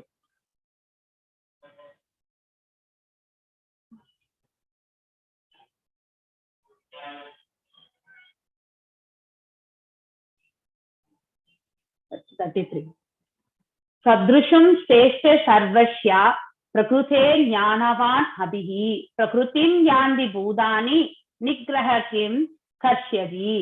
சோ ஒவ்வொருவருமே முக்குணங்களிலிருந்து பெறப்பட்ட இயற்கையே பின்பற்றுவதால் அறிவு சார்ந்த ஞானியம் தனது சுய இயற்கையின்படியே செயல்படுகின்றான். அடக்குமுறையினால் எதையுமே சாதிக்க முடியுமா? நம்மளால கண்டிப்பா முடியாது. அதிகாரத்தாலும் அதாவது அடக்குமுறையாலும், ஆனா நமக்கு அந்த குவாலிட்டி நம்ம கிட்ட உண்டு. அடுத்தவர்கள் நம்ம சொல்லப்படி கேட்கணும். வீட்லயே நம்ம எடுத்துட்டா கூட அந்த குணாதிசயத்தை தான் நம்ம வந்து எஸ் நான் சொன்னபடி நீ செய் அப்படின்னு நம்ம வந்து அடுத்தவர்களுக்கு நம்ம சொல்லுவோம் இல்லையா. இந்த குணாதிசயம் நம்ம கிட்ட வந்து வளர்ந்த ஒன்று. ஆனால் அங்கே வந்து ஒரு ஒரு ஒரு டிஸ்கஷனோட நம்ம ஒரு டிசிஷன் எடுத்து செய்யலான்ற அந்த எல்லாருக்கும் ஈக்குவலா ஒரு பேசுறதுக்கான ஒரு அனுமதி கொடுத்து அவர்களுடைய விஷன் என்ன, அவர்கள் எவ்வாறு அவர்கள் நினைக்கிறார்கள், அது நன்மையாக கூட இருக்கலாம் இல்லையா, அதையும் நம்ம காது கொடுத்து கேட்டு நம்ம ஃபேமிலிக்குள்ளேயே நம்ம ஒரு டிசிஷன் எடுக்கிறதுக்கு நமக்கு அந்த ஃப்ரீடம் நம்ம கொடுக்கறது கிடையாது இல்லையா. எஸ் நான் சொன்னபடிதான் நடக்கணும் அப்படின்னு நினைக்கக்கூடிய இது வந்து போத் ஹஸ்பண்ட் அண்ட் ஒய்ஃப் இருவருக்குமே உண்டு இல்லையா. அப்ப அந்த இடத்துல வந்து எப்பவுமே ஃபைட்டிங் நேச்சர் தான் இருக்கும் இல்லையா. அதுதான் வந்து அறியாமையில் செய்யக்கூடிய தன்மை, அதாவது ரஜோகுணத்தினுடைய இயல்பு இது. ஆக்சுவலி ஒவ்வொருவருமே ஈவன் நம்ம சாத்வீகத்துல இருக்கும் பொழுது வந்து சண்டை போட மாட்டோம். சாத்வீகத்தில் நிலை கொள்ளும் பொழுதுதான் நம்மளால சுத்த சத்துவத்துக்கே போக முடியும். ஆனா அங்கேயும் நம்ம சந்தோஷத்தை நம்ம எதிர்பார்த்து செயல்படும் பொழுதுதான் நம்ம வந்து பந்தப்பட்டு விடுகின்றோம். ஸோ ரஜஸ் அண்ட் தமஸ் வந்து நமக்கு எப்பவுமே கட்டுண்ட நிலையை தான் ஏற்படுத்தி கொடுக்கும். ஸோ பெறப்பட்ட இயற்கையே பின்பற்றுகின்றோம். நமக்கு என்ன குணாதிசயம் இருக்கோ அதற்கேற்ற செயல்களை தான் நாம வந்து நமக்குன்னு கடமைகள் இருக்கும்பொழுது அவ்வாறே அந்த செயல்களை, ஃபார் எக்ஸாம்பிள் ஒரு காரியத்தை வந்து சத்துகுணத்தில் செய்யக்கூடிய செயல் வந்து வேறு மாதிரி இருக்கும். அதே மாதிரி ரஜோகுணத்தில் செய்யக்கூடிய செயல்பாடு வேறு விதமாக இருக்கும். தாம்சிக் நேச்சர்ல இருக்கக்கூடியவங்க செய்யக்கூடிய செயல் வந்து வேறு மாதிரி இருக்கும் இல்லையா? சோ ஒவ்வொருத்தரும் செய்யக்கூடிய செயல்பாடு வந்து அவருடைய குணாதிசயத்துக்கு ஏற்றவாறு அமைய தெரிகின்றது. அறிவு சான்ற ஞானியை கூட வந்து அந்த ஞானியம் வந்து தனது சுய இயற்கையின்படியே செயல்படுகின்றான் இல்லையா? அவன் ஒருவேளை குணங்களுக்கு அப்பாற்பட்ட நிலையில் அவன் தன்னை எடுத்து செல்லும் பொழுது நிர்குணத்தன்மையில் அவன் வந்து செயலாற்றுகின்றான், பிரம்மத்தை வந்து அடைகின்றான். அடக்குமுறையினால் வந்து நாம் எதையுமே வந்து சாதிக்கவே முடியாது இந்த பிரபஞ்சத்துல. வெறுமனே குழப்பம் தான் உண்டாகும். ஆனால் வீட்டிலே ஏற்பட குழப்பம் வந்து நாட்டுக்கும் வந்து அந்த ரேஷியோல தான் நம்ம பார்க்கிறோம். வெறுமனே விகிதம் தான் வேறு இல்லையா? குழப்பங்கள் எல்லா இடத்துலயுமே நடக்கிறது. ஒரே ஒரு நியூஸ் பாத்தீங்கன்னா நியூஸ் சேனல்ல காலையில இருந்து சாயங்காலம் வரைக்கும் போயினே இருக்கும் இல்லையா? அதனால வந்து 10 வாட்டி நம்ம ஒன்ன வந்து கேட்டுட்டே இருந்தோம்னு வச்சுக்கோங்க. அந்த சமயத்துல ஒரு மந்திரத்தை கேட்டா நம்மளால வந்து ஒரு பகவத்கீதை அந்த மந்திரங்களை கேட்டால், அதாவது மந்த்ரா கேட்டா நமக்கு வந்து புண்ணியமாவது கிடைக்கும் இல்லையா? ஆனா அந்த இடத்துல ஒரு நியூஸ் சேனல் வெட்டியா ஒரு நியூஸ் போயிட்டே இருக்கும். அததான் நம்ம வந்து இந்த சேனல்ல என்ன சொல்றாங்க, அந்த சேனல்ல என்ன சொல்றாங்க. ஆனா எந்த சேனல்லையுமே நமக்கு வந்து உணவு கிடைக்காது இல்லையா? நம்ம அதை பாக்குறதே கிடையாது நம்ம. சோ வெறுமனே அந்த செயல்களில் தான் நாம வந்து ஈடுபடுகின்றோம். அதாவது தேவையற்ற இந்த பௌதிகத்துல ஏற்படக்கூடிய சுற்றுப்புற சூழலில் ஏற்படக்கூடிய அந்த விஷயங்கள் எல்லாம் நம்ம ஈடுபடும் பொழுது பாத்தீங்கன்னாக்கா அந்த செயலில் தான் நம்ம மனசு போகின்றது இல்லையா? ஆனா அதே வந்து நம்ம வந்து பகவத்கீதையை வாசிங்கன்னு சொன்னா நம்ம வந்து வாசிக்கிறதுக்கு நம்ம டைம் கொடுக்கறதே கிடையாது. சோ இந்த மாதிரியான நிலைகள் இந்த காலகட்டங்களில் நிகழ்ந்து கொண்டிருக்கின்றது. அதனால நம்முடைய இயற்கை பிரகாரம் தான் நம்முடைய செயல்படுவோம். நமக்கு எதுல ஈடுபாடு இருக்கோ அதுலதான் நம்ம செயல்படுவோம். அது எல்லாமே அந்த குணாதிசயங்களுக்கு ஏற்றவாறு நம்ம அமைய பெறுகின்றது. மேலும் நம்முடைய பூர்வ ஜென்ம கர்மங்களுடைய பலன்கள் தான் நமக்கு அந்த குணாதிசயமே வழங்குகின்றது இல்லையா? சோ அதனால அடக்குமுறை செய்து நம்ம எதையுமே வந்து நலன் பெறவே முடியாது. சோ அதனால வரக்கூடிய லாபங்கள் எதுவுமே நமக்கு நன்மையை கொடுக்காது. இறுதியில வந்து நமக்கு அது அழிவுதான் ஏற்படும்.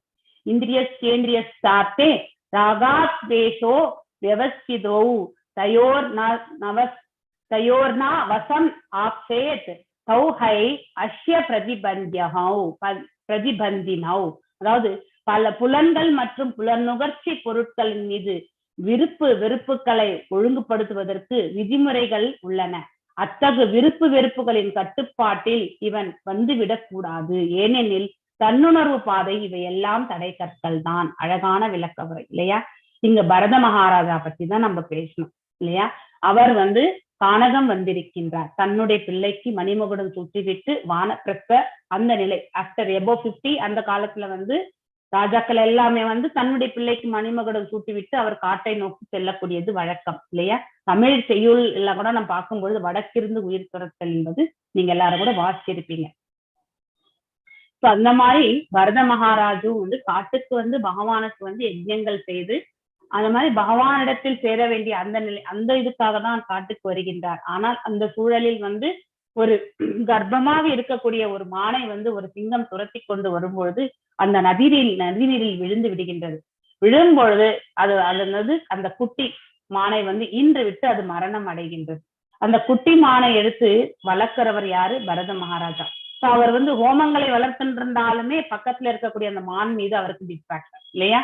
அதன் மீது ஒரு பற்றுதல். சோ முழுமையாக மனதை வந்து அவரால் வந்து ஹோமத்துல பகவான் மீது பக்தி உண்டு, ஆனாலும் இந்த பக்கத்துல ஒரு ஈர்ப்பு. சோ அதாவது அந்த நிலையிலுமே அவர் தூய்மை அடைந்த நிலையில் இருக்கின்றார் இல்லையா? ஆனால் அவருடைய செயல்பாட்டில் முழுமை என்பது கிடையாது, பூர்ணத்துவம் என்பது கிடையாது. அதனால புலன், அந்த சக்தி வாய்ந்த புலன், மனசு மற்றும் அந்த புத்தி இது எல்லாமே வந்து ஈர்க்கின்றது.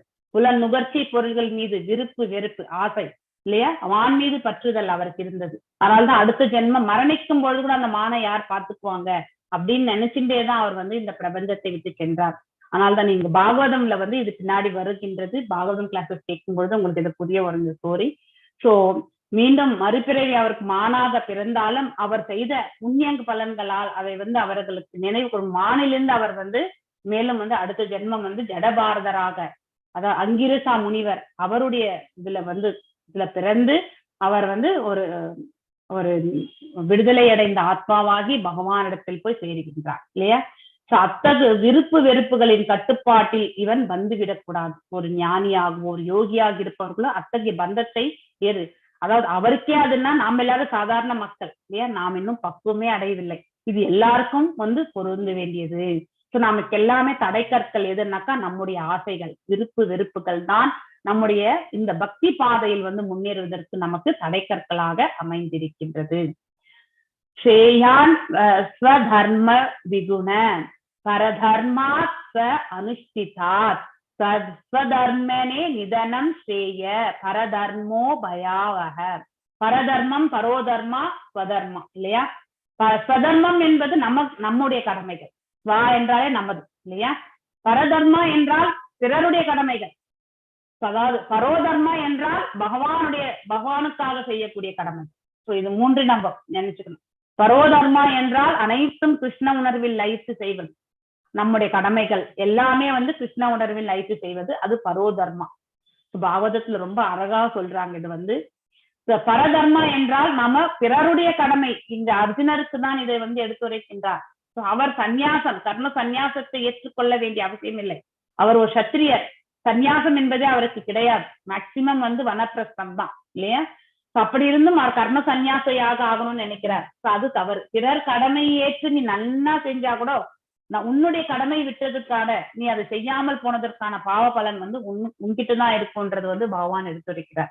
பிறர் கடமை செய்து நம்ம நல்ல பெயர் எடுப்பதை விட நம் கடமை செய்து நாம் அழிவுறுவது என்பது மிக மிக நன்மை. அதுவே பெட்டர். ஏனென்றால் கடமையாக வரும்போது அது பந்தப்படுவது கிடையாது, பாவ விளைவுகளும் நமக்கு ஏற்படுத்துவது கிடையாது. இதற்கு எக்ஸாம்பிள் நம்ம ஒரு ஜட்ஜை கூட சொல்லலாம் இல்லையா?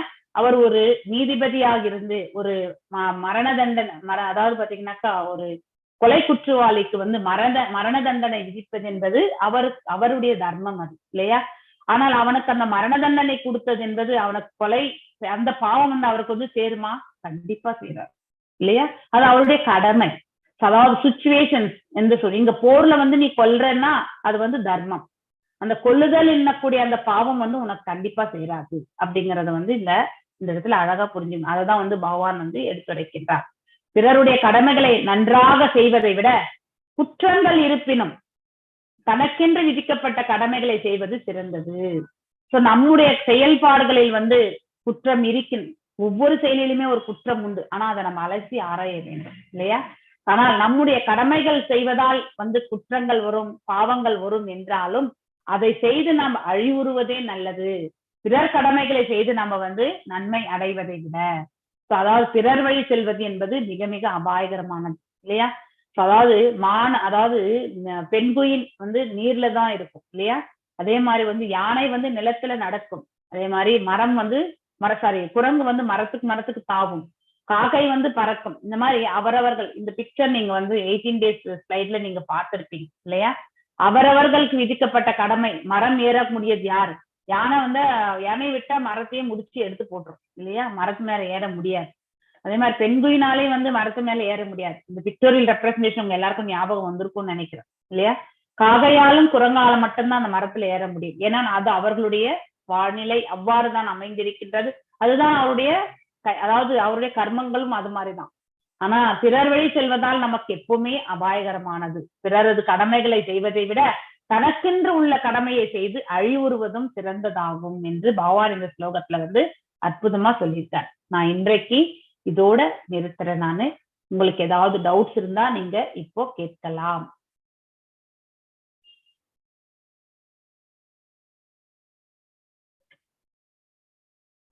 ஹரே கிருஷ்ணா. நல்லா சொன்னீங்க. ஒன்றும் டவுட் தெரியறதா தெரியல, புரிஞ்சுட்டு வந்துட்டு இருக்கோம். சொன்னதெல்லாம் ரொம்ப இன்ட்ரெஸ்டிங்கா இருக்கு. திருப்பி திருப்பி படிக்கணும்னு தோன்றது. ஆமா மாதாஜி, இங்க கேட்க கேட்க உங்களுக்கு அந்த உணர்வு வரும், கண்டிப்பா வரும். மீண்டும் மீண்டும் நீங்க வாசிக்கணும்ன்ற உணர்வு உங்களுக்கு கண்டிப்பாக ஏற்படுத்தும். அதனால நீங்க வாசிங்க. உங்களுக்கு இன்னும் நிறைய இந்த பர்ஃபெக்ட் டீடைல் பர்ஃபெக்ட்லாம் நீங்க வாசிக்கும் பொழுது அதுல அனாலஜிஸ், அடுத்த வாரம் நான் இதுல வரக்கூடிய அனாலஜிஸ் இதெல்லாமே இன்னும் ஒரு சின்ன ஒரு 7-8 ஸ்லோகம் தான் இருக்கு. அதை முடிச்சு இதுல என்னென்ன அனாலஜிஸ் இருக்கோ அதெல்லாமே ஒரு வாட்டி உங்களுக்கு ரிவைஷன் பண்ணிடுறேன். ஸோ தட் 3rd சாப்டர் முடிஞ்சு will start with 4th chapter. Okay, இன்னைக்கு அது உங்களுக்கு அனாலஜிஸ் வந்து என்னால இங்க புக்கு எடுத்துட்டு வராதனால என்னால அதை கவர் பண்ண முடியல. ஸோ அனாலஜிஸ் எல்லாமே நான் உங்களுக்கு வந்து அடுத்த வாரம்